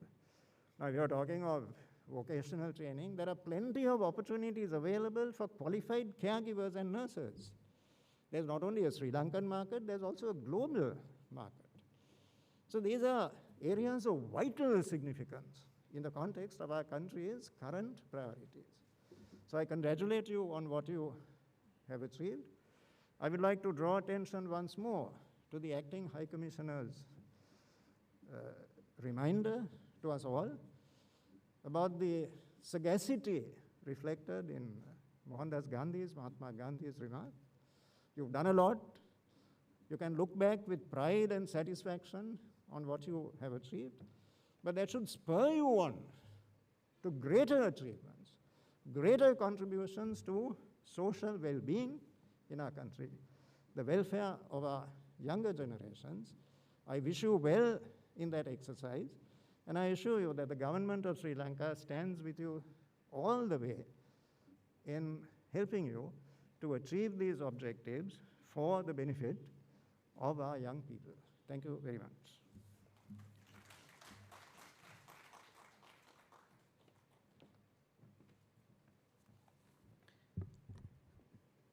Dear sir, thank you very much for your very insightful speech, and we felt really privileged to listen to you at the university after some time. Ladies and gentlemen, we, University of Colombo, as we celebrate the intellectual resplendence of the university at the Annual Research Symposium 2021, we hope to recognize some of the unforgettable giants who made this world possible for us through their commitment to science, art, or craft. They have benchmarked excellence, embodied service, and times we have traveled the distance on their mighty shoulder. We will play a video summarizing some of the highlights of the career of these academics who will be felicitated today, and then at the end of the video screening, felicitation plaques will be presented to them by the Vice Chancellor. So let us watch the video screening first. Professor Emeritus Deshamani J.B. Disanayaka occupies a prominent place among the Sinhala scholars in contemporary Sri Lanka. He was responsible for writing a new grammar for contemporary Sinhala and analyzing Sinhala usage in keeping with the different aims of modern linguistics. In 1967, when he joined Colombo University, he became the founder head of its newly established Department of Linguistics, and after its relocation, continued to serve at Colombo University's Department of Sinhala for 35 years, playing a leading role in popularizing Sinhala language studies in Sri Lanka, making a lasting contribution to advancing the knowledge of Sinhala grammar, language and culture with publications both in Sinhala and English. He served as head Department of Sinhala and as coordinator of the Journalism Unit, Faculty of Arts during his tenure, and is the recipient of many awards and honors for services rendered. Professor Indrani Munasingha graduated from the University of Ceylon, Peradeniya in 1965. She obtained a PhD in history from the University of London in 1972. She served the University of Colombo from 1965 to 2006 and retired as a senior professor and the chair professor of history. She published widely on history of transport and women in Sri Lanka. She passionately campaigned for the reintroduction of history into the school curriculum at a time history had been neglected as an academic discipline. She served as a member of the advisory committee for the development of history curriculum at the National Institute of Education. Students remember her as a rare teacher who possessed great passion for and commitment to teaching and who treated her students with compassion. Professor Wd Lakshman began his career at the University of Peradeniya in 1964. In 1981, he was appointed to the Department of Economics, University of Colombo, as Chair Professor of Economics. He served as Head Department of Economics, Dean, Faculty of Graduate Studies, and Vice Chancellor. He taught graduate programs in economics. The international collaborations he initiated transformed the Department of Economics into a department with the largest concentration of doctorates. At FGS, he introduced programs in many disciplines, transforming FGS into a superior entity. As Vice Chancellor, he spearheaded the continuous assessment system, established institutions such as the Career Guidance and Staff Development Units, and facilitated infrastructure development. Professor Lakshman held many distinguished positions in the past, including Governor, Central Bank, and Chairperson, Institute of Policy Studies. He was a visiting professor at Ryukoku and Saga universities in Japan, JNU in India, and ISS in Netherlands. Dr. Tilak Hettiarachchi joined the University of Colombo as a senior lecturer in sociology. He was subsequently promoted to Professor of Sociology and held the position of Head of the Department of Sociology from 1989 to 1991. He was appointed as the Vice Chancellor of the University of Colombo on 19th of August 2002 and held this office up to the end of 2007. He retired from the university in 2008. His scholarly contribution in the fields of history and sociology is well recognized. His books, History of Kingship of Ceylon and Sinhala Peasant, are recognized as important contributions to the field. He has also authored a book titled Media Boards on the development of the knowledge of sociology students. He has served as an advisor to several national social organizations. Professor Amal Jayawardena joined the University of Ceylon, Colombo, in 1970 as an assistant lecturer of the Department of History. He obtained his MA and PhD in Russian Studies from the University of Washington, USA. He retired from the University of Colombo in 2012. In his 42-year service to the University of Colombo, he contributed to the faculty as Head, Department of International Relations, Dean, Arts, and Senior Student Counselor. Professor Jayawardena made an enormous contribution to the development of international relations as a separate academic discipline in Sri Lanka. He has served as the Executive Director of the Regional Center for Strategic Studies. Since 2013, he has been serving as the Sri Lankan government's representative to the ASEAN Regional Forum Experts and Eminent Persons Group. Professor Siri Hettige joined the Department of Sociology, University of Colombo in 1985 and was the head of the department from 1987 to 1988, 1992 to 1994, and from 1995 to 1999. He was also the Dean of the Faculty of Arts from 1999 to 2002 and Department Chair from 1992 to 2016. He established the Social Policy Analysis Research Center in 2005. Professor Hettige has authored 10 books, edited 9 volumes, and published 120 research papers exploring such themes as youth, migration, social policy, development, and governance.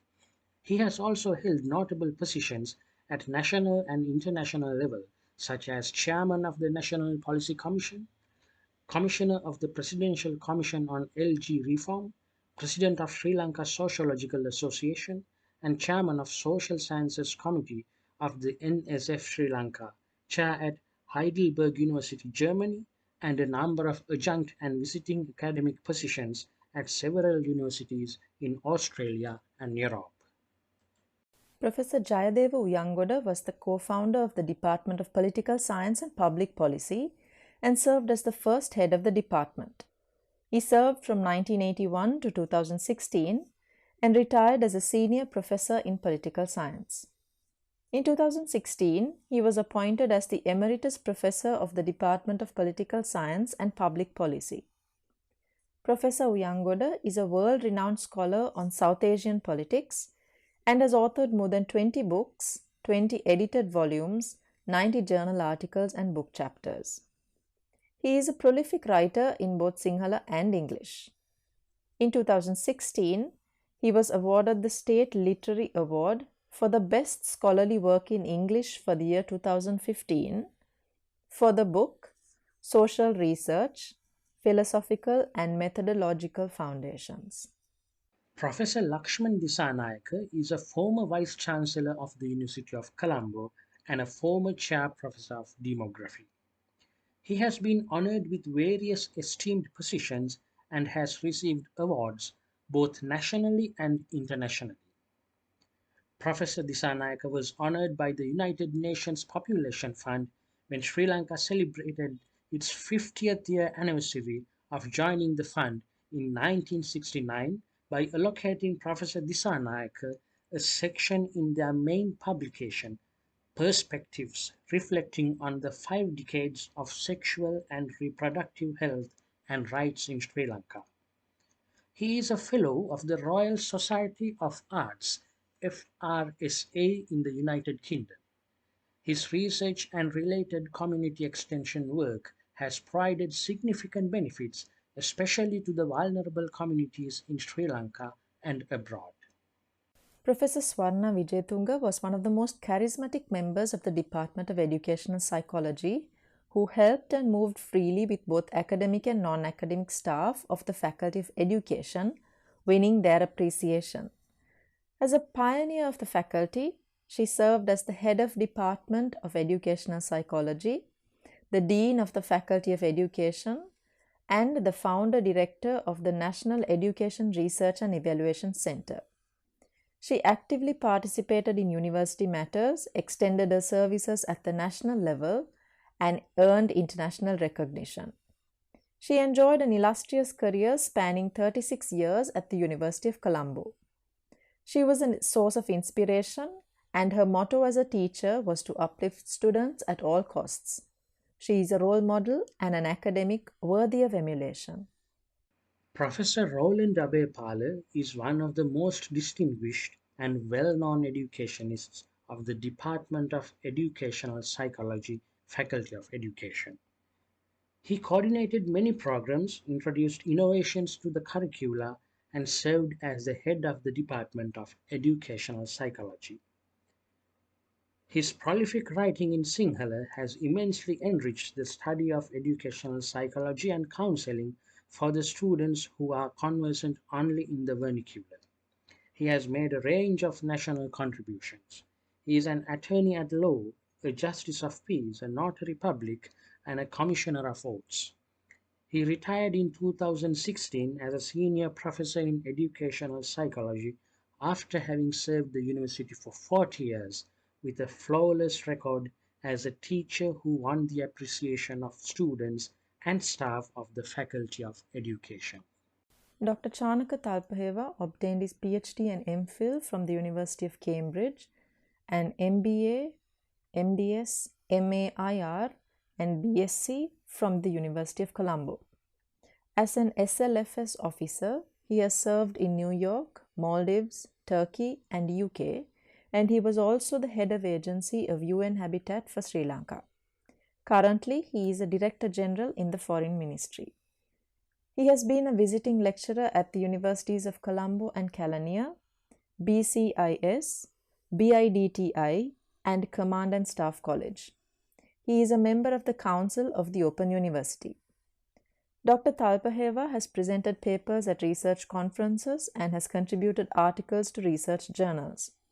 He has authored Peaceful Intervention in Intrastate Conflicts, Norwegian Involvement in the Sri Lankan Peace Process, and co-authored A Quick Guide to the Plants in the Maldives.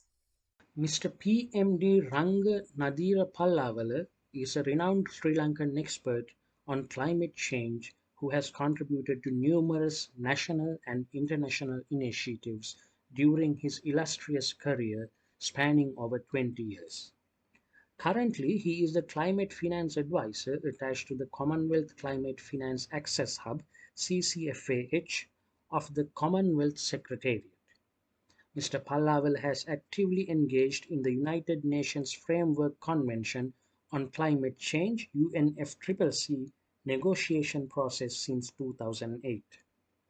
He has been part of the official Sri Lankan delegation to UNFCCC negotiations for many years as an expert on climate finance.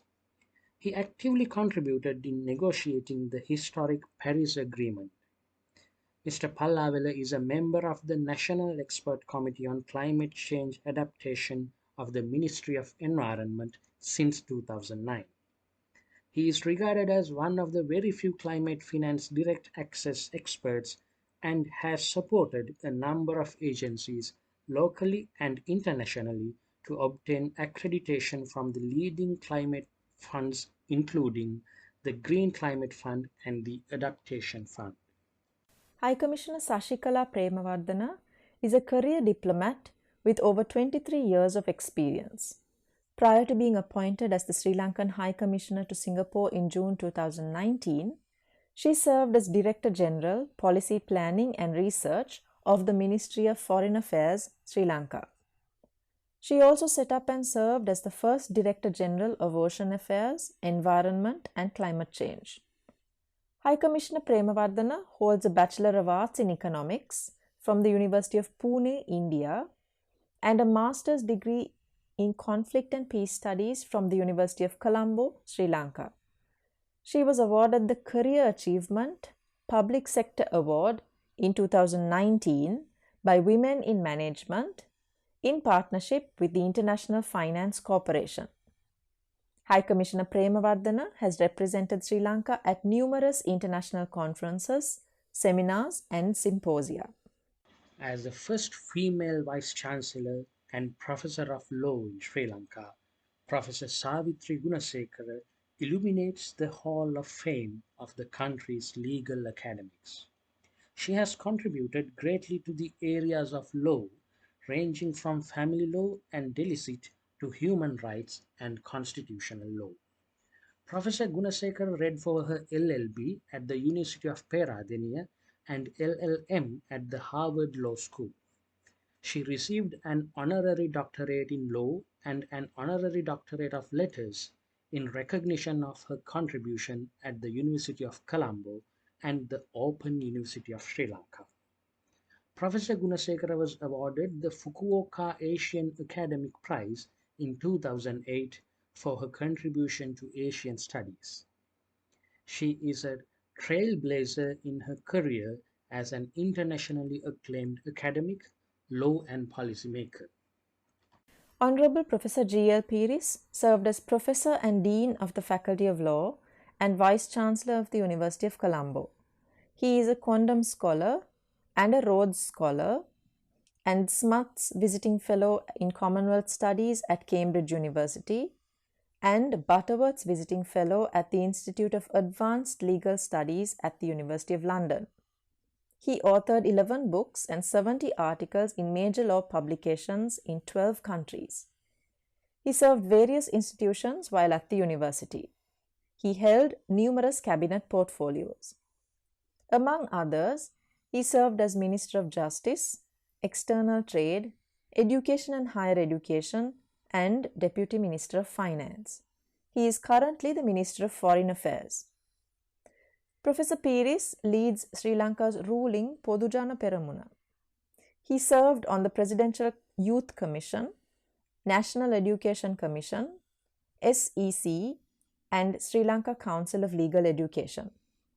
Professor Shavyas Carnival, Emeritus Professor of Law, University of Colombo, served within the university system for almost 40 years. She obtained her LLB from the University of Colombo, LLM from Harvard University, and M.Lit from University of Oxford. She was conferred an honorary MA by the University of Oxford and is a life member of Clare Hall, Cambridge. She was a Fellow of Benevolence of St. John's College, Cambridge, and Inns of Court, and Visiting Fellow of Balliol College, Oxford, and Clare Hall, Cambridge. She has held various positions at the University of Colombo, including Acting Vice Chancellor and Dean of the Faculty of Law. Professor Carnival has published in family law, child rights, women's rights, labor law, and legal systems, and was presented the Zonta Woman of Achievement Award in recognition of her great service. Dr. W.M. Jayaratna secured a special degree in public administration in 1968 from the then Vidyodaya University. On a scholarship from the University of New Hampshire, USA, he obtained his postgraduate degree in management. Upon joining Vidyalankara University in 1977, he established a Bachelor of Commerce degree there. In 1980, as the first head of the Department of Commerce and Management Studies of the University of Colombo, he upgraded the Bachelor of Commerce degree and the Bachelor of Business Administration degree programs. He introduced the Executive Diploma in Business Administration in 1981 to meet the growing demands of the liberalized economic policies. In 1983, he introduced the Master of Business Administration program, which continues to be in great demand. Dr. P.S.M. Gunaratne served the University of Colombo for 40 years, beginning in 1981 in the Department of Commerce and Management Studies. He obtained his MSc and PhD from the University of Tsukuba on a scholarship from the Japanese government. He became the Dean of the Faculty of Management and Finance in 1997 and served the faculty for 4 terms before being appointed as the Vice Chairman of the University Grants Commission. He was instrumental in expanding the faculty by increasing the number of academic departments from just 2 to 6 with different areas of specialization. He restructured the MBA program, including 4 areas of specialization. He was also responsible for fast-tracking the multitude of infrastructural development projects that were required to meet the needs of the growing faculty. Afterwards, he became the project director of the AHEAD. Professor Abdul Haleem Sherifdeen was former chair professor of surgery in the Department of Surgery, University of Colombo. He was a renowned vascular surgeon and obtained the fellowships of the Royal Colleges of Surgeons of England and Edinburgh. He pioneered vascular surgery in Sri Lanka, initiating its postgraduate training program. He led the team that performed the first renal transplant in Sri Lanka in 1984. He also led several social service projects such as artificial limb donations through the Jaipur Foundation program, Planned Parenthood, prevention of HIV/AIDS, and was the president and vice president of the Colombo Friend in Need Society. He was awarded the title Deshamanya by the government of Sri Lanka for outstanding service rendered to the nation. Professor Colvin Gunaratne has contributed to the advancement of science, medical education, and national development in Sri Lanka. He was the head and chair professor of physiology and was appointed emeritus professor soon after his retirement. He was honored with the Prime Minister's Vishwa Prasadini Award for his contributions to science education in 1996 and received the National Vidya Jyoti Award for his contributions to research in 2005. He was bestowed the Deshamanya Award in 2017, the highest national recognition awarded to a citizen of Sri Lanka. He contributed to the field of medicine as the president of the Sri Lanka Medical Association, chairman Sri Lanka Medical Council, chairman State Pharmaceuticals Corporation, and is still actively contributing as the registrar of the Ceylon Medical College Council. He is also the emeritus editor of the Ceylon Medical Journal. Professor Lalitha Mendes was the head of the Department of Microbiology and chair professor. She took up the responsibility of the Dean of the Faculty of Medicine from 1996 to 2002, where she implemented a student-centered, system-based, integrated curriculum. She raised the profile of microbiology as the president of Section A of SLAAS in 1989 and as president of the Sri Lanka College of Microbiologists in 1996. As the director PGIM, she hosted the first South Asian Conference on Postgraduate Medical Education. Professor Mendes was inducted as the 114th President of the Sri Lanka Medical Association, the Apex Medical Association in Sri Lanka. She was President of the Sri Lanka Medical Council from 2009 to 2011. She was awarded the National Honour of Vidya Jyoti in 2005. She also served as the competent authority of the University of Colombo. Professor Sanath P. Lamabadusuri is one of the finest clinicians in pediatrics in Sri Lanka and the first clinician in Sri Lanka to obtain a PhD. He is the only Sri Lankan resident to receive a royal honour from Queen Elizabeth II, receiving member of the British Empire in 1992 in recognition of his contribution to the Sri Lankan Cleft Lip and Palate Project. He has served the faculties of medicine of Colombo, Ruhuna, Rajarata and Sabaragamu. He was the Dean of the Faculty of Medicine from 2002 to 2005. He served as President of the Sri Lanka Medical Association and the Sri Lanka Pediatric Association and President-elect for the Asia Pacific Pediatric Association. He has served in many committees to improve child care of the country, including Task Force on Breastfeeding, Advisory Committee on Communicable Diseases. Professor Nalaka Mendes retired from University of Colombo as Chair Professor in Psychiatry, having initiated far-reaching reforms in medical education. An internationally recognized, highly published academic, he played a pivotal role in establishing mental health services, including the establishment of the first community mental health center in Sri Lanka. He contributed to reform the Mental Health Act and increase the cadre of mental health professionals. His international collaborations that uplifted ethics, research, and training in mental health services made a lasting impact on our healthcare system. He has taught countless students and served in numerous national and international bodies tackling mental health, disability, technology, and national development. Professor Harshala Seneviratna graduated from the University of Ceylon in 1970 and joined the Department of Obstetrics and Gynecology, University of Colombo in 1978 and served as Chair Professor of Obstetrics and Gynecology and a Senior Professor. He served as the Dean of the Faculty of Medicine from 2009 to 2011, a tenure marked by academic reform and service.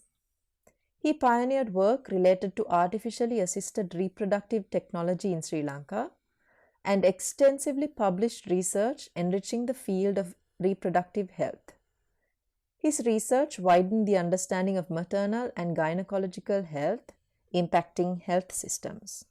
Professor Emeritus Jyoti Rizvi Sharif is a consultant physician, nephrologist, and former head of the Department of Clinical Medicine at University of Colombo. He founded the National Institute for Nephrology, Dialysis and Transplantation in Colombo and served as the director of the Postgraduate Institute of Medicine. He was the president of Ceylon College of Physicians and Sri Lanka Association of Nephrology and Transplantation, president of the Sri Lanka Medical Association, and president of the Nephrology, Urology and Transplant Society of SARC. He has over 250 scientific publications and is the recipient of the Abdul Kalam Excellence Award, Nelson Mandela Peace Award, and Albert Einstein Peace Award. Professor Kamini Mendes is a medical scientist, researcher, and a public health specialist. Working extensively on malaria research, she established the Malaria Research Unit at the Faculty of Medicine, University of Colombo. Her original scientific contributions in multiple fields related to malaria are widely published and honored with national and international awards such as the National Presidential Award, the Chalmers Medal of the Royal Society of Tropical Medicine and Hygiene, United Kingdom, and the Ashford Bailey Medal of the American Society of Tropical Medicine and Hygiene. She helped launch Global Rollback Malaria Initiative by the WHO and served as a coordinator in the Global Malaria Program in the World Health Organization. Professor P.W. Apasinghe entered the University of Colombo in 1954 and graduated with a BSc Special Degree in Mathematics with first-class honors. He obtained his PhD degree from the Imperial College of Science and Technology, London in 1965. In 1967, at the age of just 31 years, he was appointed Professor of Mathematics and Head of the Department of Mathematics of the Vidodaya campus of the University of Sri Lanka. In 1978, he returned to Colombo campus and was appointed head of the Department of Mathematics. He served as the Dean of the Faculty of Science in 1983, 1994, and 1995.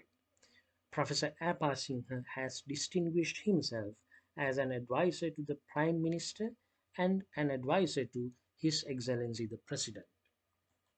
Professor K. Abenayaka obtained her PhD in plant ecology from the University of Lancaster.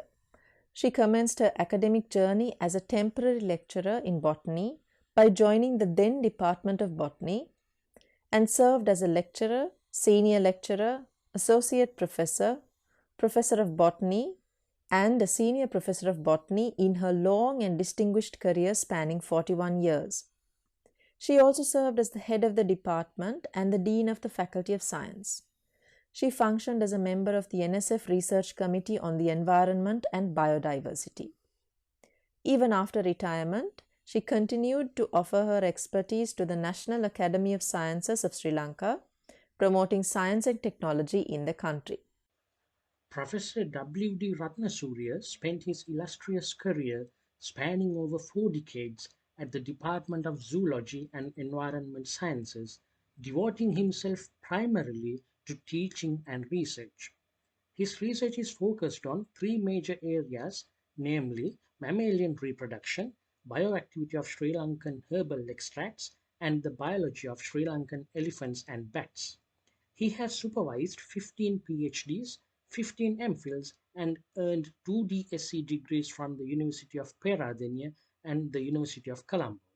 To date, he has an H index of 33 and has 391 research papers and 276 scientific communications to his credit, with 4,992 citations. He is also a fellow of the Third World Academy of Sciences, Professor Ratnasurya recently brought fame to the university by being among the top 2% of world-renowned scientists. Professor T.R. Aryaratna joined the Department of Physics as an assistant lecturer in 1971. He pursued a PhD in nuclear instrumentation at the University of Durham, sponsored by the prestigious Commonwealth Scholarship. In 1979, he was promoted to senior lecturer and subsequently served as the head of department, dean of the Faculty of Science, and the chair professor of physics from 2002 until his retirement in 2014. As the dean, he led the expansion of science degree programs to suit the developments in the discipline and the needs of the industry. He oversaw the establishment of the Learning Management System, Student Information System, and IT Service Center. Professor Aryaratna made remarkable scientific contributions at the Department of Physics and supervised 9 PhDs. He also served as the controlling chief examiner in advanced level physics for 3 decades. Dr. L.M.V. Tilakaratna graduated from the University of Colombo in 1969 with first-class honors in chemistry and received the Best Performer in Science Faculty Award. He received the Commonwealth Scholarship and obtained his PhD in Organic Synthesis from Oxford University. Dr. Tilakaratna served as a professor of organic chemistry at the Department of Chemistry from 1984 and later became the chair professor of organic chemistry. In 1985, he became the dean of the Faculty of Science of the University of Colombo. He also served as the chairman of the Sports Advisory Board of the university for many years. Currently, he is serving as a faculty member of the Department of Medicinal and Biological Chemistry at the University of Toledo, USA, while continuing to make contributions to the faculty in many ways. Late Emeritus Professor Jyoti Bk Samaranayaka is renowned internationally as the pioneer of modern IT policy formation in Sri Lanka. He was the founder director of UCSC and its predecessor, the Institute of Computer Technology. He received his first degree, BSc Honours in Special Mathematics, from the University of Ceylon in 1961 and his PhD in Theoretical Physics from London in 1966. He served at the University of Colombo for 43 years, holding different positions since his first appointment. He was awarded the titles Vidya Jyoti and Visva Prasadini for his immense contribution to higher education in Sri Lanka through the University of Colombo. With the advent of the microcomputer, he utilized his expertise in computing and proven management skills to introduce computer education on a mass scale in universities and schools in Sri Lanka. Dr. Gihan Vikramanayaka served as the director of the University of Colombo School of Computing, UCSC, from May 2010 to May 2016. He received his PhD in computer science from the University of Wales, the UK, in 1996. Afterwards, he began his career by joining the Computer Center of the University of Colombo in 1987 as a trainee programmer. By the time of his untimely demise in 2018, he served as a senior professor at the UCSC.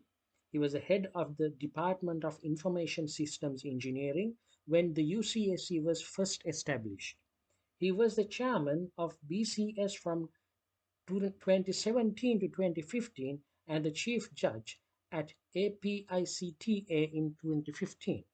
He also represented University of Colombo as a director of LEARN, and he served on the boards of IBMBB and NILIS. In addition, he served as a visiting scholar at the University of New Mexico, Stockholm University, and Umeå University in the fields of e-learning. He was awarded the UCSC Research Award in 2012. Dr. Rendi Kodikara is the first person in Sri Lanka to complete the first degree from the state university system and complete a PhD in computer science. He received his PhD in 1989 from the University of Manchester in the UK. As the first academic qualified in computer science in the university, He played a significant role in establishing the first ever MSc in Computer Science program in Sri Lanka and the first BSc Special Degree in Computer Science in 1992. He started his career of 42 years at the University of Colombo as a temporary statistical officer at the Mathematics Department and went on to become Deputy Director of UCSC when it was first established. By the time of his retirement, he was serving as a senior professor at UCSC. He received the Elite Educator of the Year award from the Computer Society of Sri Lanka in 2018. Professor Emeritus Vidyajyoti Eric Hamilton Karunanayaka, founder director of the Institute of Biochemistry, Molecular Biology and Biotechnology, IBMBB, is a scientist par excellence. During his career in the University of Colombo spanning 27 years, he was senior professor and head at the Department of Biochemistry and Molecular Biology, Faculty of Medicine, from 1987 to 2003, and senior professor of biochemistry, IBMBB, thereafter. He was the first to establish the discipline of molecular biology in Sri Lanka. His legacy stands tall in the university as a founder of the IBMBB and the mentor of many, ranging from professors to research scientists in the University of Colombo and beyond. Professor Myrtle Irangani Thabru is an exceptional academic who has immensely contributed to the teaching, research and development of the country. She was the visiting professor, Institute of Biochemistry, Molecular Biology and Biotechnology, University of Colombo, until her retirement. Her assignments as a visiting professor, Institute of Biochemistry, Molecular Biology and Biotechnology, University of Colombo, Liver Biochemistry, King's College of Medicine and Dentistry, University of London, and a Salk Chair Professor, University of Dhaka, brought her recognition among the international scientific community. She is the recipient of a number of national and international awards. During her stay at the IBMBB, she made a significant contribution to the development of the institute. Vidya Shiromani Pandita Dr. M.S.P. Kure Vidyashekara obtained a diploma in indigenous medicine and surgery with a first-class honors from Institute of Indigenous Medicine, University of Colombo in 1961. He completed a postgraduate degree in Panchakarma Therapeutics from Gujarat Ayurveda University, India, and the postgraduate of High Proficiency in Ayurveda from the Government Ayurveda College, Sri Lanka. He joined the IIM in 1966 as a lecturer and was promoted to Senior Lecturer Grade 1 in 1977. He served the institution for 39 years. He held the position of the head of the department in Ayurveda and the Kaya Chikitsa unit and later became the director of IIM. He was a consultant for WHO, UNDP, and the Ministry of Indigenous Medicine and initiated the MPhil in Ayurveda and BAMS courses. He also founded the postgraduate unit of IIM. In addition, he has published a lot of books, articles, and research papers on Ayurveda. Dr. S.G. Ranasinghe obtained a diploma in Ayurveda Medicine and Surgery from the Institute of Indigenous Medicine, University of Colombo in 1971 and was awarded an MD and PhD in Ayurveda from Banaras Hindu University, India. He joined IIM in 1974 as an assistant lecturer and was promoted to senior lecturer in 1990, associate professor in 2004, and professor in 2006. He served in the institute as a director, head of the department in Ayurveda, and head of Kaya Chikitsa unit. He was appointed as a national consultant in Ayurveda medicine by the WHO and director of Ayurveda Drugs Corporation. He published more than 16 books, 19 research publications, and was awarded the Sahasrabiskeka Vaidyashuri Gold Medal and was conferred life membership of the Alumni Association, University of Colombo. Professor Emeritus H.A.S. Aryavansha obtained a diploma in Ayurveda medicine and surgery from the Institute of Indigenous Medicine, University of Colombo, and was awarded MD and PhD in Ayurveda by Baranas Hindu University, India. He also obtained an MA in Buddhist philosophy from the University of California. He joined the IIM in 1982 as an assistant lecturer, served as a senior lecturer in 1989, and was promoted to a professor in 2009. He served in the institute as an acting director, additional director of postgraduate education, and head of the Department of Ayurveda units of Kaya Chikitsa. He was a consultant on Panchakarma at the South Asian office of WHO. He has compiled several books in Ayurveda medicine and published over 60 research papers in national and international journals, and he has made a critical contribution to the development of Ayurveda in Sri Lanka. Professor Gunapala Amarasinghe is an emeritus professor in Ayurveda of the Institute of Indigenous Medicine, University of Colombo. He obtained a DAMS from IIM, MD in Ayurveda and PhD from Banaras Hindu University, India, and was a postdoctoral researcher at the University of Exeter, UK. Dr. Amarasinghe served as acting director, additional director postgraduate, head of the Department of Ayurveda and Prasuti Tantra Kaumarabritya Unit, IIM. He was the director of the Bandaranayaka Memorial Ayurveda Research Institute from 2004 to 2005. The National Integrated Medical Association of India recognized his research contribution, awarding Lifetime Achievement Award in 2005. Dr. Amarasinghe authored 30 research projects, 70 research publications, 4 books, and a book chapter. He served in several statutory bodies of the Department of Ayurveda, Sri Lanka. He was a founder member of the Postgraduate Institute of Indigenous Medicine. Dr. B.M. Naguib was appointed as an assistant lecturer in the Institute of Indigenous Medicine, University of Colombo in 1990. He completed his Master of Philosophy in Unani and Doctor of Philosophy in Microbiology. He became the first professor of Unani in the history of the institute in 2017. He held various academic and administrative positions at the institute. He has served as the chairman and a member of various committees both at the institute and outside. He has supervised several MPhils, PhDs, published 3 books, and developed a mobile app on Unani medicine. He has published nearly 65 research papers, abstracts in national and international journals, and conference proceedings. He retired in 2020 after successfully completing 30 years of service. He has made an invaluable contribution to the development of the indigenous medicine throughout his career.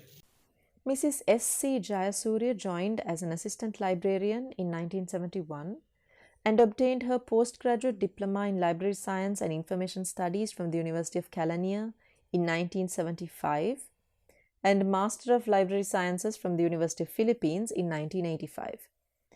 Mrs. Jayasuriya was appointed as the librarian of the University of Colombo in 1989. She has made a lasting contribution to the university by fulfilling a long-felt need for a custom-built library building. She pioneered the introduction of Masters in Library and Information Sciences in 1993 and Master of Information Systems Management in 2008 at the Faculty of Graduate Studies, University of Colombo. She was awarded an honorary fellowship and the Golden Jubilee Award in recognition of the outstanding professional contribution to the Sri Lanka Library Association. After rendering an immense service to the library of the University of Colombo and the field of library and information science, Mrs. Jayasuriya retired in 2011. Dr. Adrian Senadhira joined the University of Ceylon in 1961 as an assistant librarian and served 22 years mainly at the library of the Faculty of Medicine, University of Colombo. He obtained his postgraduate diploma in librarianship at the University of London. Dr. Senadhira had the privilege of serving the SEARO, the subcommittee appointed by the WHO Global Advisory Committee on Medical Research to strengthen the medical libraries, which established the Health Literature Libraries and Information Services Network, HELLIS, in 1979. During the tenure of Dr. Senadhira, the Library of the Faculty of Medicine, University of Colombo, was designated as the national focal point of HELLIS. Dr. Adrian Senadhira was appointed as a librarian in 1980, but his tenure as the librarian was only for a short period, as he resigned to take up a position at the World Health Organization in Geneva.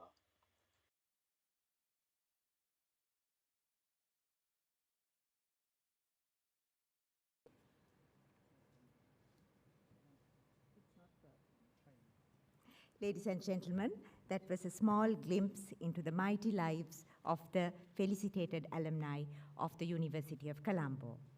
To present the felicitation plaques for the distinguished alumni, now may I call upon the Vice Chancellor of University of Colombo, Professor Chandrika Vijayaratne, accompanied by the Chairperson of the Annual Research Symposium 2021, Senior Professor Priyadashini Galapati, to come to the Bay Area.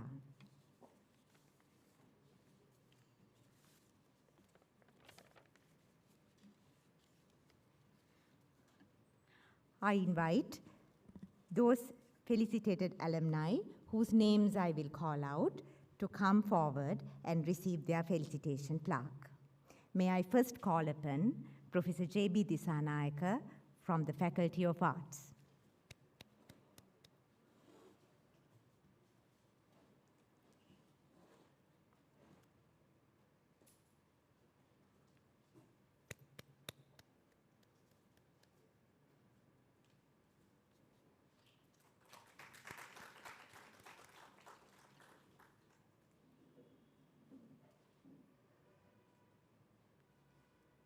That was Professor Jyoti Bk Samaranayaka.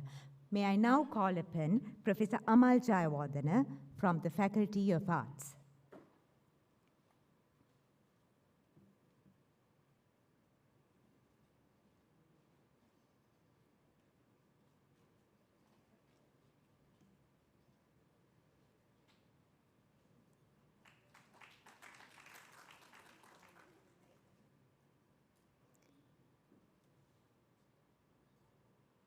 That was Professor Amal Jayawardena. May I now call upon Professor Jayadeva Yangoda from the Faculty of Arts.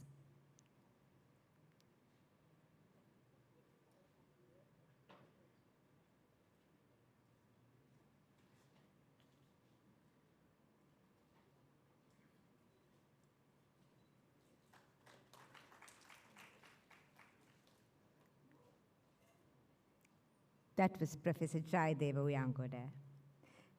May I now call upon Dr. Chanaka Talpaheva from the Faculty of Graduate Studies.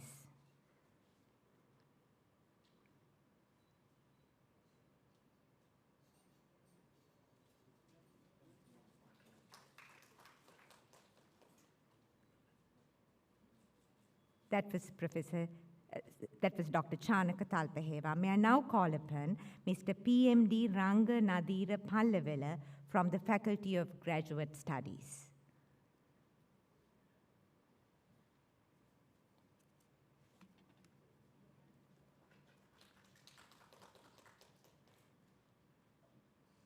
That's Mr. PMD Ranga Nadira Pallavela.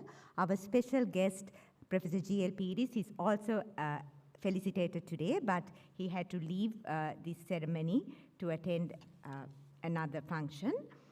May I now call upon Professor H. Sharifdeen from the Faculty of Medicine.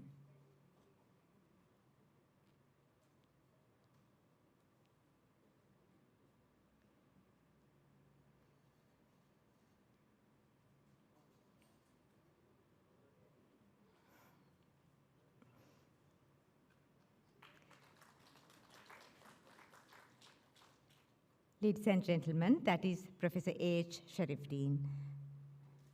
May I now call upon Professor Colvin Gunaratne from the Faculty of Medicine. In his absence, may I now call upon Professor Sanath P. Lama Badasuriya from the Faculty of Medicine.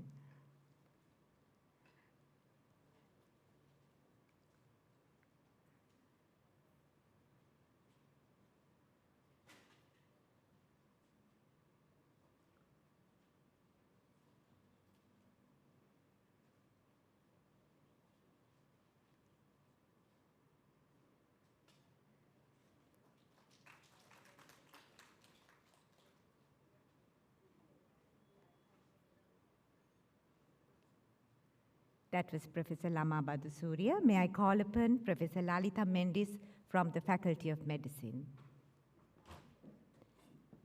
In her absence, may I now call upon Professor Harshalal Senaviratne from the Faculty of Medicine.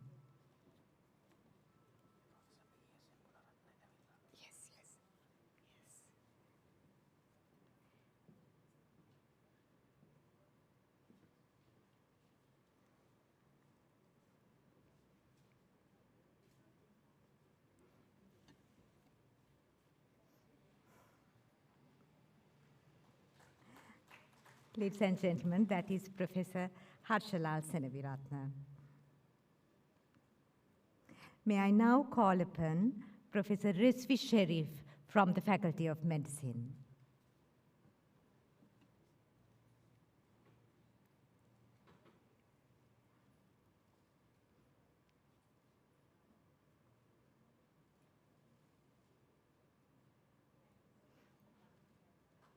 Ladies and gentlemen, Professor Rizvi Sharif.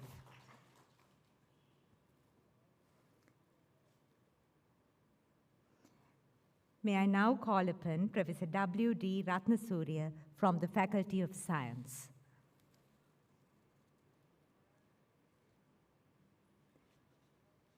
In his absence, may I now call upon in memory of late Professor Bk Samaranayaka, may I call here his wife, Mrs. Samaranayaka, to receive his felicitation plaque.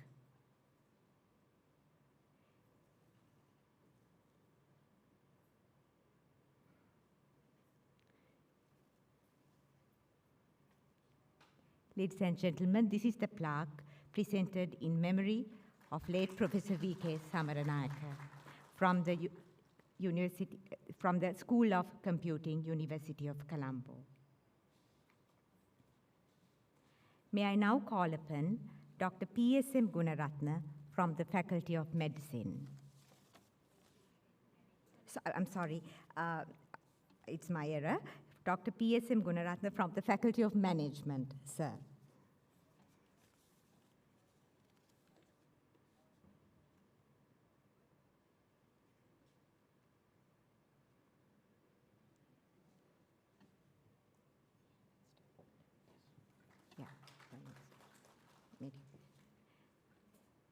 That was Professor P.S.M. Gunaratne from the Faculty of Management. Thank you, madam. Yes. Ladies and gentlemen, with that we come to the end of the felicitation of the alumni who are gathered here today. Thank you, Santosha, and thank you, ladies and gentlemen. Now we have come to the next highlight of today's proceedings. That is the keynote speech. To introduce the keynote speaker at the Annual Research Symposium ARS 2021, may I now call upon Senior Professor Nirmali Pallevatta of the Department of Zoology and Environment Sciences of the Faculty of Science, and she is also the Director of Internal Quality Assurance Cell. Over to you, ma'am.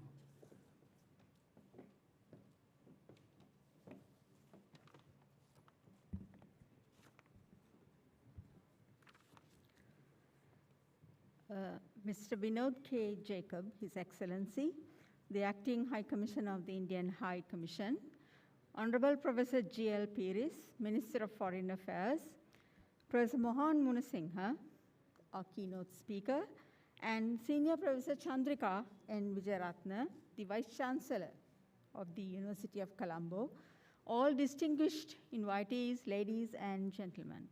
It is my honor to introduce the keynote speaker for today, Professor Mohan Munasingha.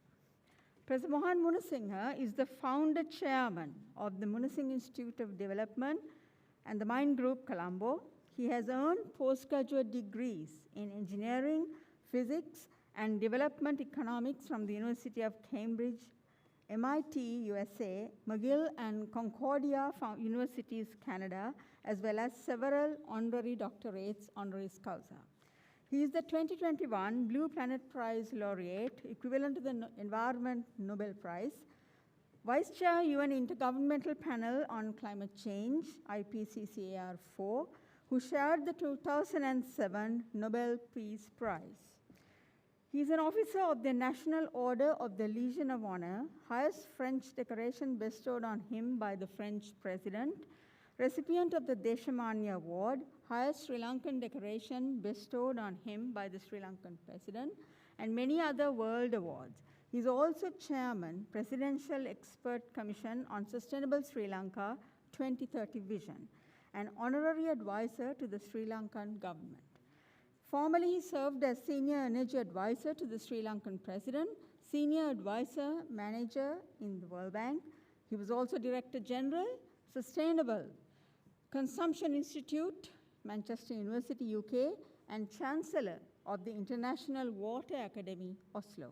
He has served as an expert advisor and consultant to many world bodies.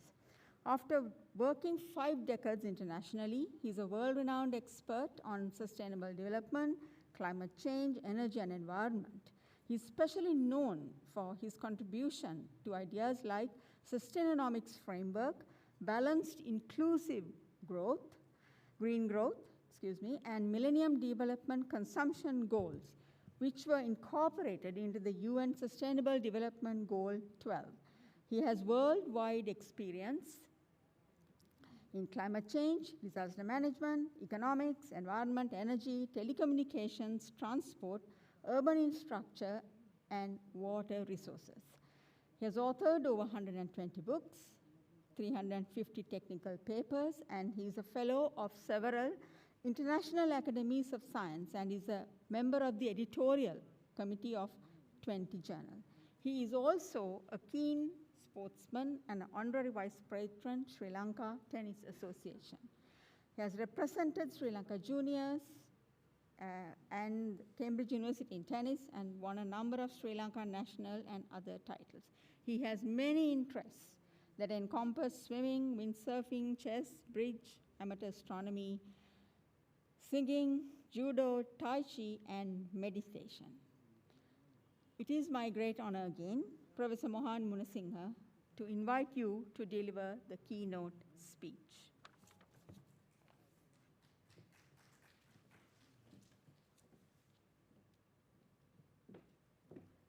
Ayubowan, Vanakkam, greetings. Congratulations to the University of Colombo holding their Annual Research Symposium 2021 on the important theme, impactful research through an interdisciplinary approach. Thanks to the organizers for inviting me. I'm sorry I cannot join you in person due to COVID-19.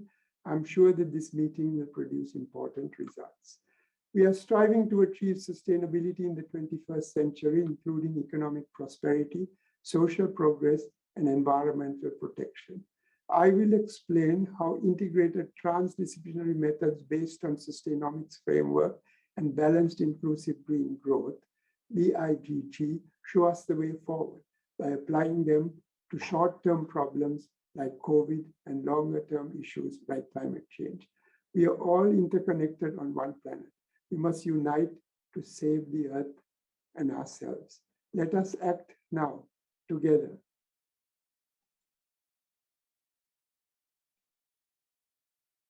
Let us see how integrated transdisciplinary analysis works.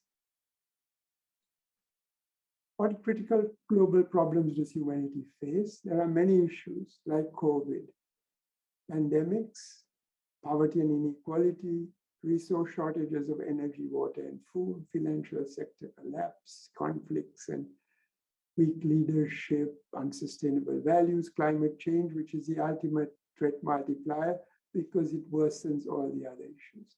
These multiple threats are interrelated and synergistic, but the stakeholder interests, we the 7 billion people on the planet, are uncoordinated in our responses.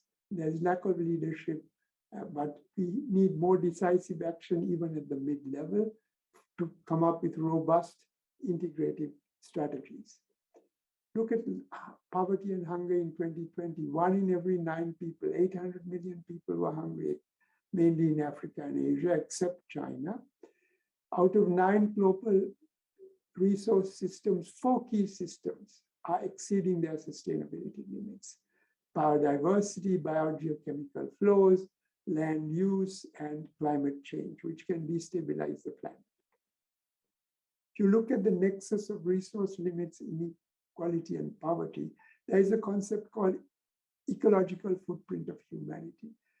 In 2012, we needed 1.5 Earths to support human beings in their current lifestyles. By 2030, if we continue our consumption patterns, we will need almost 2 Earths. And this is clearly unsustainable. Who is doing all this consumption? Here is the infamous Champagne class, which shows you the unfair world consumption pattern. The top 20 percentile of the world's income, highest income group, consumes 85%, 60 or 70 times more than the poorest 20 percentile. 1% of the richest own more wealth than 99% of the rest. 1% of the richest emit 175 times greenhouse gas per capita than the poorest 10%. And 2,200 billionaires increased their wealth by 11.4 trillion during COVID-19, while billions went hungry. And global arms expenditures were also about 2 trillion during COVID-19. If you put these two facts together, you see that when the rich already use more than one planet Earth, there are no resources to help the poor. So you have 75 years of unmet goals and broken promises from 1947 onwards. You had the UN Universal Declaration of Human Rights, a very fine document. Every country signed it. Today we have the Sustainable Development Goals. Every one of the 17 goals was in that original document. So we haven't gone very far. We need to avoid barbarization. Unrestrained market forces without ethical and moral values lead to poverty, pandemics, environmental problems, conflicts, terrorism, climate change, and that will cause chaos and breakdown and a fortress world where everybody is armed and ready to fight. What are the key concepts to move forward towards the 21st century Earth eco-civilization? In 1992 at the Rio Earth Summit, I presented the Sustainomics framework and balanced inclusive green growth. Sustainomics and BIGG have relevance for both short-term problems like COVID and long-term issues like climate change. And they will facilitate implementation of the Sustainable Development Goals. The first core concept says harmonize the Sustainable Development Triangle for balance and integration. And this brings us to the first COVID lesson: protect the environmental base and avoid bad feedbacks between ecological and socioeconomic systems. So the triangle says you need economic prosperity to raise the poor out of poverty, yes, but you also need to protect your environment, your natural resources, and avoid pollution. And you need empowerment, inclusion, and so on for the poor. And let's look at COVID-19 through that prism. You see, if you look at the productive basis of the planet, you always start with the natural resource base here. There are economic assets like labor and capital and natural and raw materials. And then you have the economic aggregates of stock market indices, the GNP growth rates, and so on. Normally, human beings have their heads in the clouds. They're always looking at their money.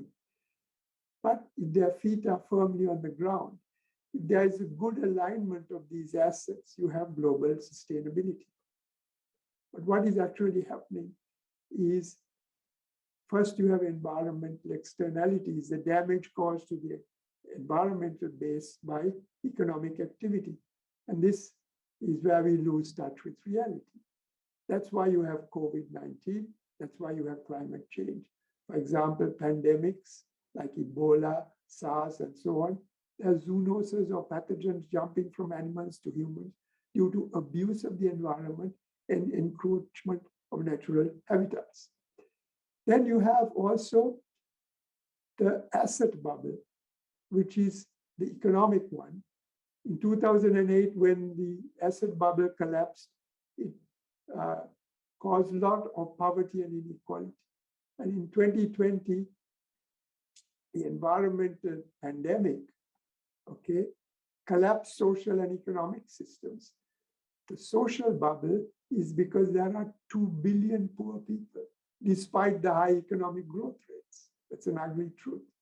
So these three bubbles are dealt with in the following way, okay? This is the choices of our leaders. Government bailout to bail out stock markets and rich banks and companies, many trillions of dollars. For aid to help the poor, about 160 billion, 1/10 or 1/20 this amount. And for the environment, just a few $billion. World military expenditures, we said, was 2 trillion in 2020. Billionaires gained 20% while billions starved. So these are the triple crisis bubbles that are driven by greed. Few enjoy now, many innocents will pay a heavy price afterwards. The second core concept of Sustainomics is climbing the mountain, which is empowering and acting now to make development more sustainable, because climate and sustainable development are like a mountain peak that is covered with cloud. So although it is mysterious, individual action is a powerful force, and that is also a COVID lesson. If we keep walking one step at a time uphill, we will eventually reach the peak, because unsustainable activities are easy to identify. When we leave this room, we can switch off a light, we can turn off a tap, we can plant a tree, we can do this at the city level, the company level, and so on. Look at the power of the individual and group action during the pandemic. Public health officials depended on individuals and groups to use 4 basic time-tested methods to reduce the disease spread, which is avoiding crowds, basic hygiene, wearing masks, and safe distancing. These simple measures draw on traditional knowledge and greater unity and solidarity among people. Without them, the global toll, 260 million cases and 5.2 million deaths, would have been far greater. Miracle drugs and vaccines come much later. So individual action needs to be public spirited. The speed of viral transmission, high population densities, physical interconnectivity and interdependence all drive the pandemic. So if you have greed and selfishness and these kinds of values, you cannot manage this. Moral values, ethical values, highly important. And let me also remind you the power of the individual. Harmonize oneself before trying to harmonize the earth. See, you have your work and your income in the domain of the mind, but this is not enough. This is imbalanced. You should have health, fitness, clean environment, the body, for more balance, and finally, family, friends, community, the social side, to have ethical and well-balanced person with good spiritual values. Personal sustainability triangle. So here you can plant trees, you can eat less meat, you can do so many things at the individual level. Here at the company level, you have corporate social responsibility, sustainability accounting and reporting, many other methods. The third core concept of Sustainomics is to transcend boundaries of sustainable development with innovation and fresh ideas in our minds. And the COVID third lesson is the transdisciplinary, integrated, systems-based long-term analysis. So what is this? First, you need to transcend disciplines. Why? Because you have diverse sustainable development issues, from social justice to biological and physical resources. And you have many disciplines, sociology, philosophy, ethics, ecology to natural sciences. And Sustainomics transdisciplinary analysis tells us to combine all of these. This is some of the terminology. In multidisciplinary work, individual experts work from different disciplines to coordinate their efforts. Interdisciplinary work says multidisciplinary teams seek to achieve a synthesis. and truly transdisciplinary work, which we use in Sustainomics. You have interdisciplinary teams seeking to synthesize new concepts, methods, and models before applying them to complex systems.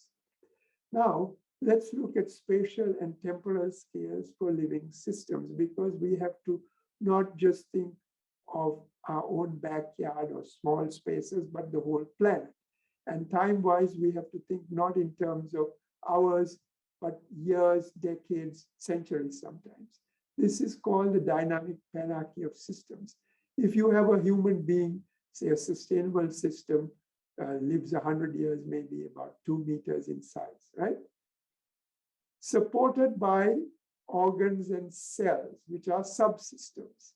They last days, weeks, they are sub-millimeter size. And on top of them are the social systems composed of many human beings, maybe 1,000 years long or more, 100, 200 kilometers or more in dimension. But what is happening here is, like you see it with COVID, rapid changes go on at the cellular level here, innovation, which will affect the human system, but the social system is much slower to change, okay? And that will only transform slowly. So you see this panarchy working even with COVID. You also need to transcend stakeholder boundaries, because civil society and business should work with government, not against government, but maybe pushing them to do the right thing to protect our sustainable development space. And very big business sometimes is not good for civil society and government, which happens in some particularly Western countries. It destroys the sustainable development space. You need to integrate policies into sustainable development strategy. For example, decision makers must see that pandemic management and climate change are part of the national strategy. So here are these elements, but you have to reflect them and see how they affect different sectors like urban and energy, different systems, ecological systems, poor communities and vulnerable communities. And that is why you understand that health, which is, and climate action, which are individual sustainable development goals, are just part of 17 holistic sustainable development goals. All have to be solved together. Sustainomics core concept 3 tells us how we can transcend boundaries of sustainable development with innovation and fresh ideas in our own minds.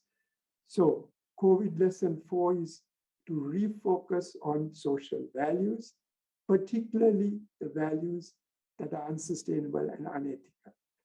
For example, unethical social values, greed, selfishness, and corruption have caused a model of economic maldevelopment. We have unsustainable growth based on debt, extreme market forces, poverty, and inequality, and that has caused an environmental debt with unsustainable pollution and natural resources destroyed. And the fewer resources we have, the more we fight over them, greed and selfishness. So you have a bad cycle. There are no weapons of mass destruction anywhere that people have fought over.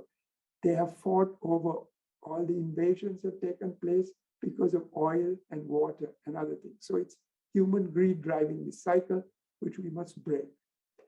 We need to also balance the asset triangle. So built capital, like the roads and the bridges and the buildings, have to be balanced with natural capital, the air, the water, and the land, and with social capital, the personal networks, the human beings, and the invisible glue that bind society together with values and ethics. These all must work together. You see the value, importance of social capital because it is generally ignored.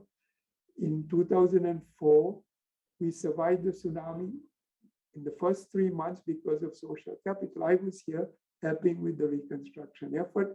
The government was paralyzed, but it is people and small businesses and temples and kovils and so on, which helped to clean the beaches, although 35,000 people were killed in a matter of 2 hours. And this was a very low income country, $1,000 per capita.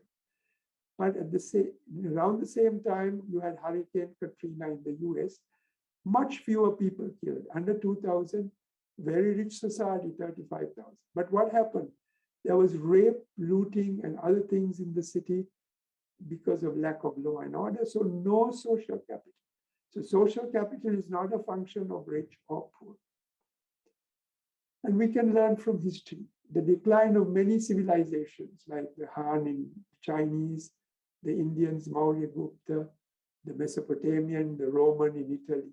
They lasted for millennia, but declined because of environmental factor, overconsumption of resources, social factor, inequality, rich elites, and poor masses. How does this work? Environmental and social factors causing instability.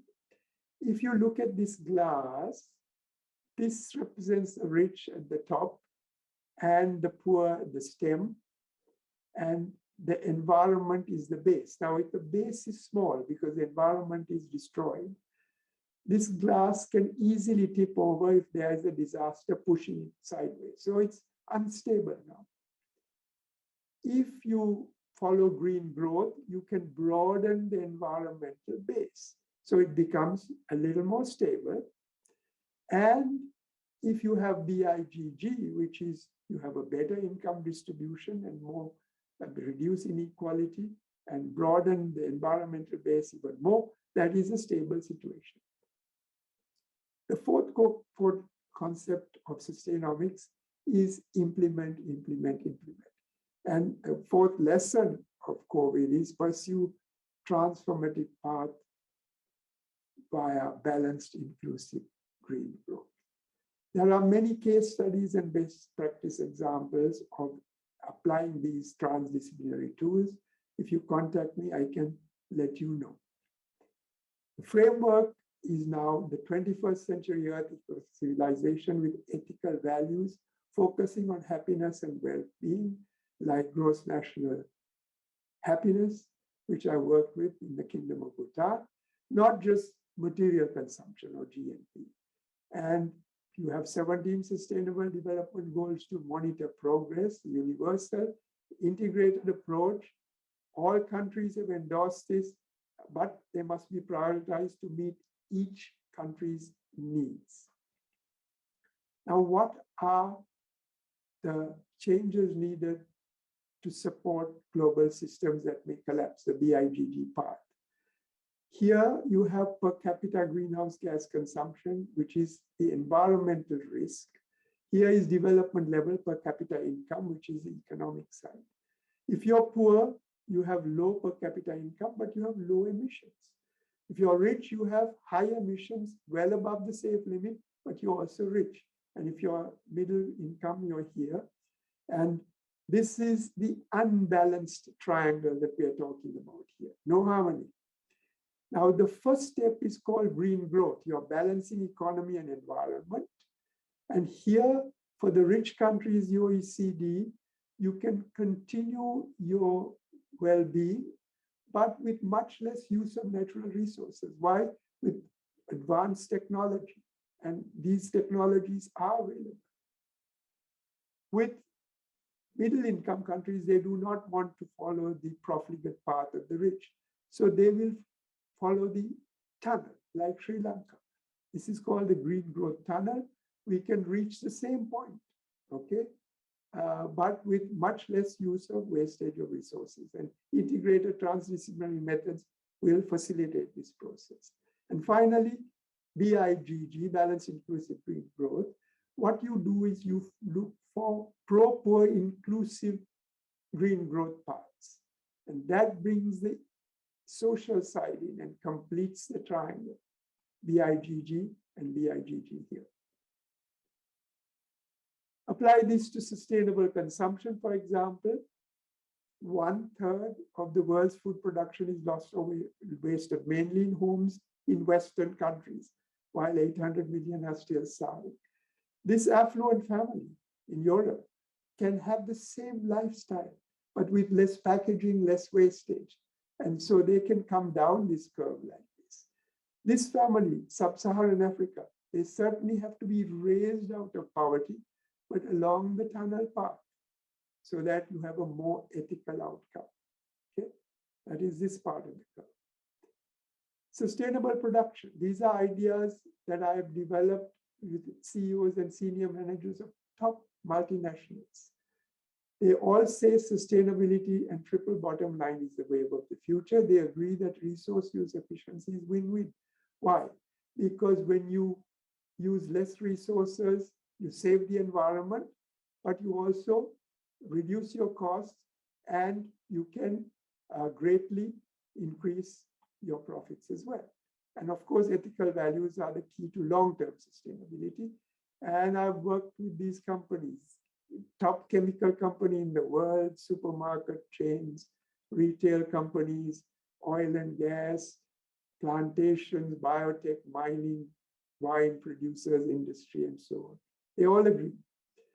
Now, COVID lessons 6 and 7 is sustainable urban habitats and lifestyles with the use of digital technology and better risk management. See, if you can link a small group of sustainable consumers and sustainable producers together to form these sustainable markets, eventually you can spread that throughout the economy and make a sustainable society. Traditional markets or polars for the old, online markets for younger people. Now let's very quickly look at the IPCC. Global warming is proven. That's their key finding. Human emissions have disturbed the climate. In the future, climate change will cause great harm, especially to the poor. But the solution is to integrate climate solutions into sustainable development strategy, right? And this is the way IPCC thinking evolved in the last 20 years when I worked there. Before 2000, most of the scientists working were physical scientists. They thought climate change and development were completely unconnected because they didn't understand it. But I worked with a small group of developing country, transdisciplinary scientists. And after 2000, we showed that climate and development are linked and that we can have an integrated climate change sustainable development strategy. And when I became vice chair of the IPCC in 2007, we received the Nobel Peace Prize for this insight, combining the integration of sustainable development with climate change. So here is how it works. You have different past development paths which have resulted in greenhouse gas emissions.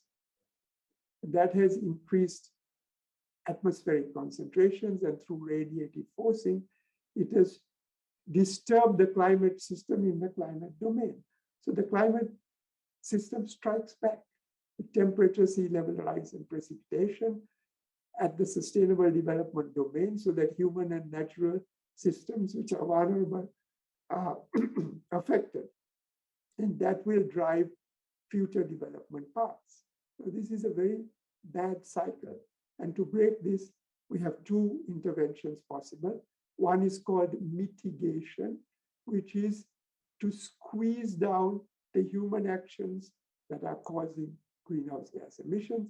The other one is called adaptation, which is to squeeze down the impacts so that human and natural systems can survive better. Okay. This is climate change risk and vulnerability of cities, for example.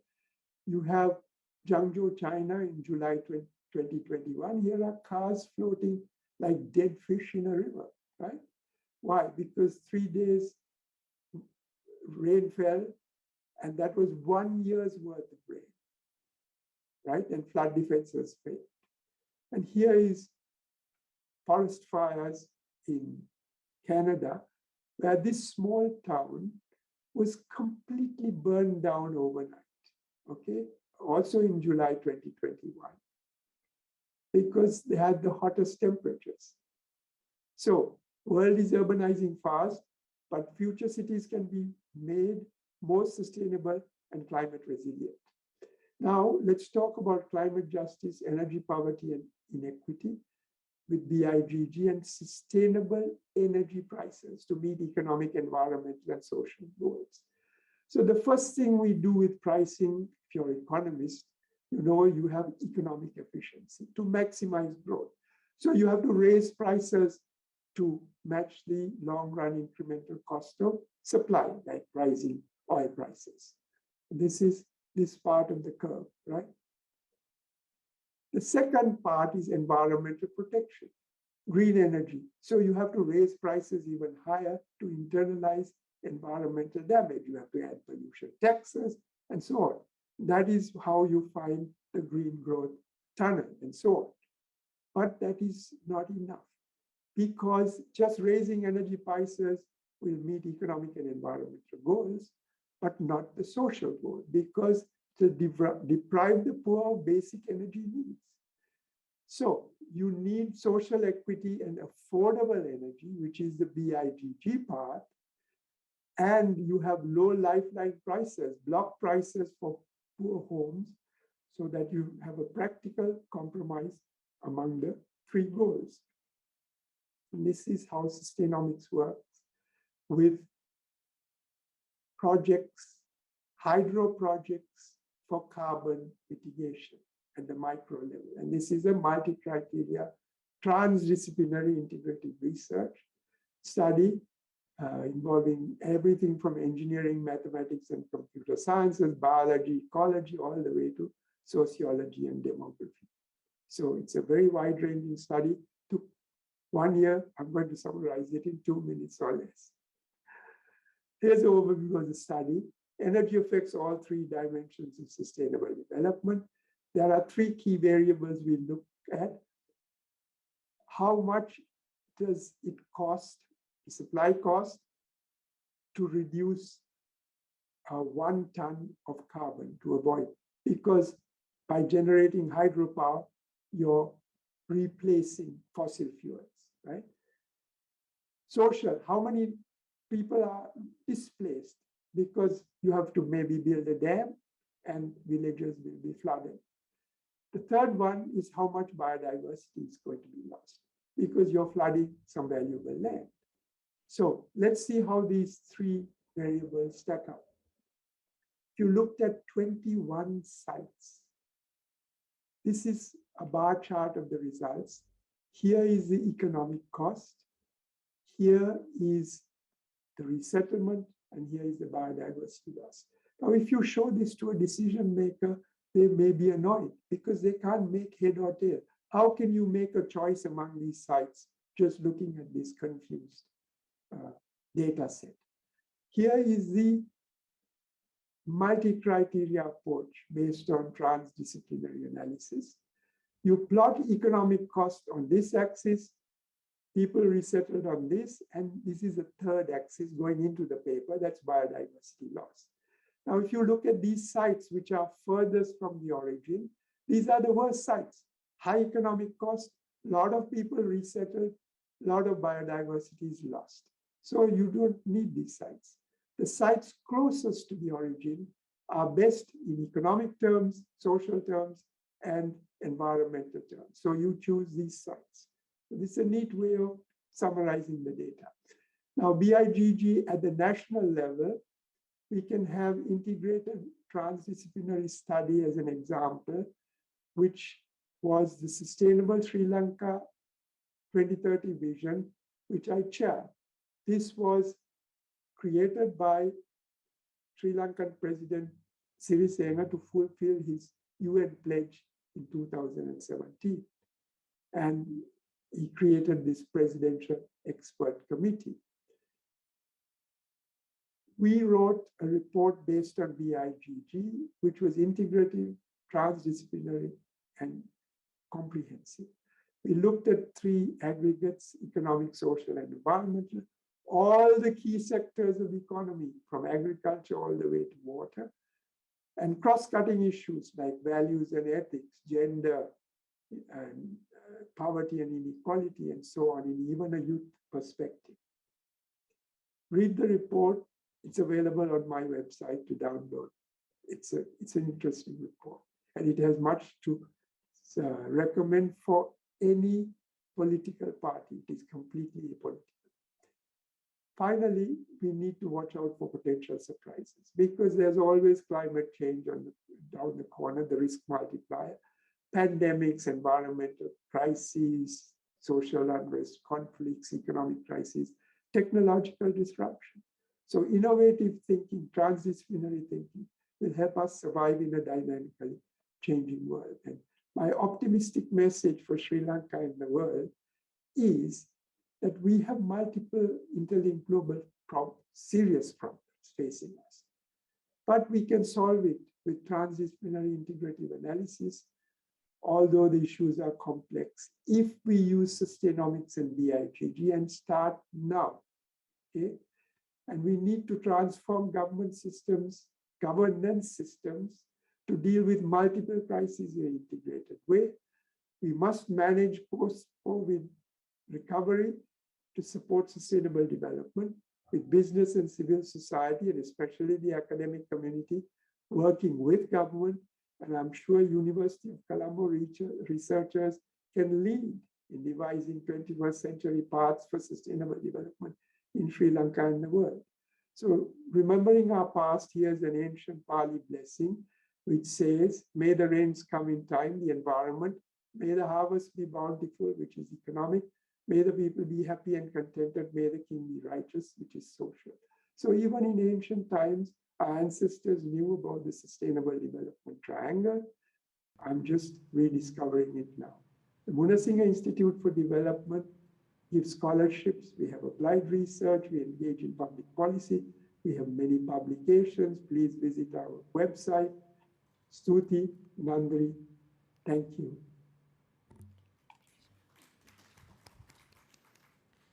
Thank you very much. That was Professor Mohan Munasingha, who spoke about the sustainable development and climate change policy. And he's joining us online through Zoom. And thank you, sir, once again for that very thought-provoking and interesting speech. Ladies and gentlemen, we are coming to the tail end of our ceremony today. Just 2 items left.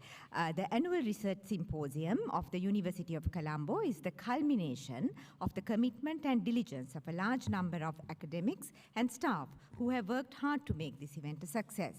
The spirit of the Annual Research Symposium is represented by the logo of the symposium, which was selected by an open competition in the university. To present the prize for the winner, whose creation that became the insignia of the Symposium 2021, we invite Vice Chancellor of the University of Colombo, Senior Professor Chandrika and Vijayaratna, to present this prize.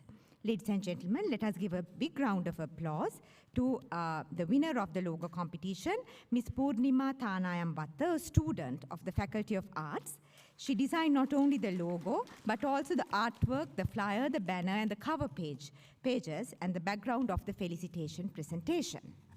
This is Ms. Purnima Thanayambatta from the Faculty of Arts. Let us give her a big hand. Thank you, madam.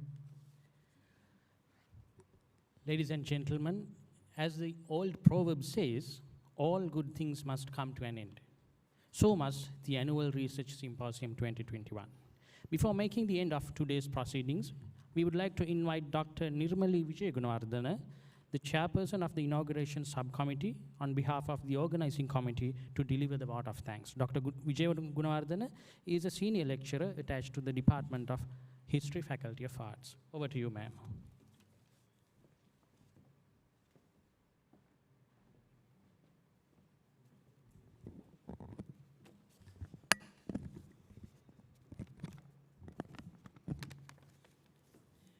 Good afternoon.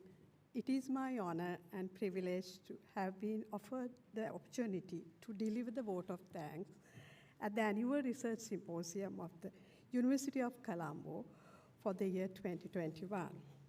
This ARS marks a pertinent moment in the history of the University of Colombo, as it marks 100 years anniversary of the Arts and Science faculties. Commencing from welcome address to right down to the keynote address, the ARS 2021 undoubtedly been a resounding success.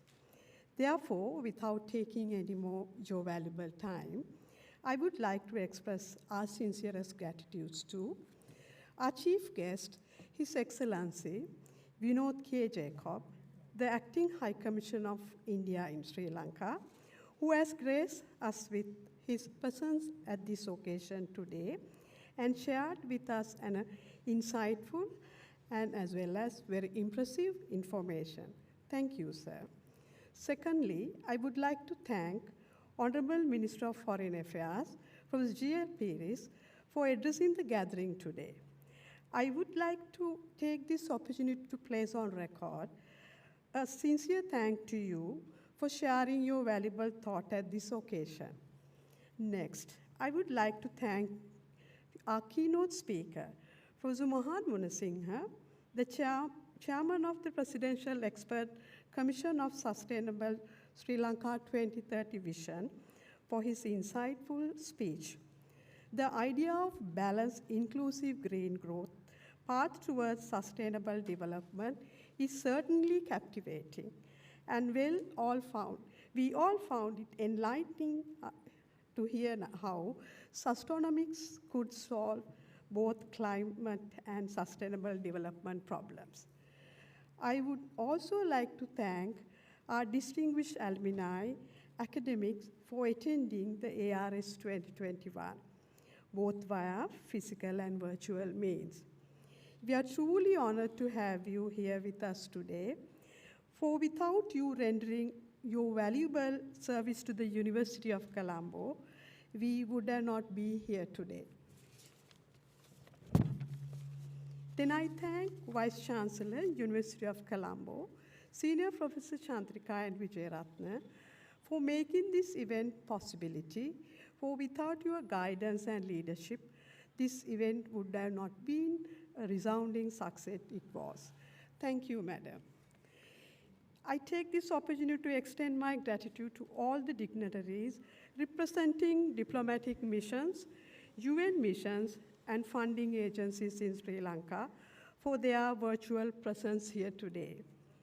My thanks also due to officials from Ministry of Higher Education, Treasury, other ministries, and the UGC for gracing with your presence at this event.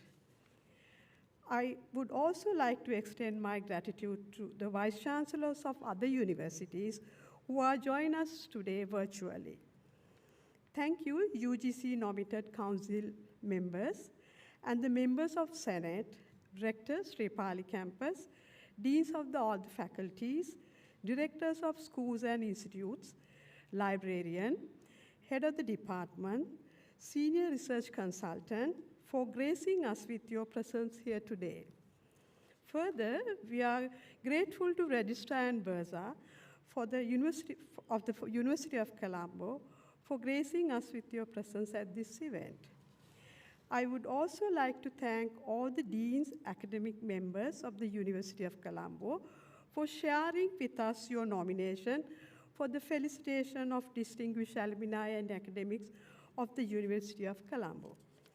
I would like to thank Senior Assistant Registrar, Public Administration, and all the other members of the non-academic staff for their tirelessly working toward making this event as smooth as possible. I would like to thank members of the media, including FOS Media of University of Colombo, providing the publicity of this event. We are also thankful for our students for attending at this event virtually.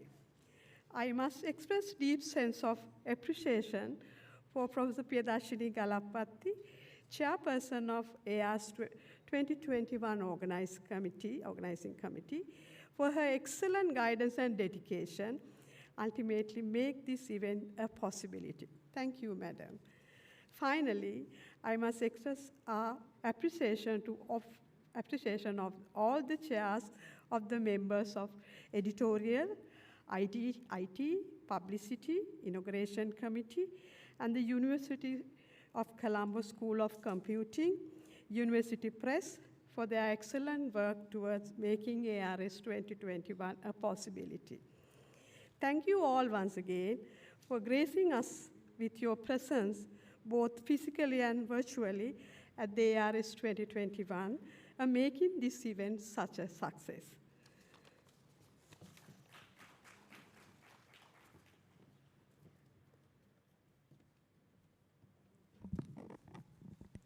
Thank you, Dr. Nirmali Vijayagunawardena. Ladies and gentlemen, with this, we come to the end of today's proceedings.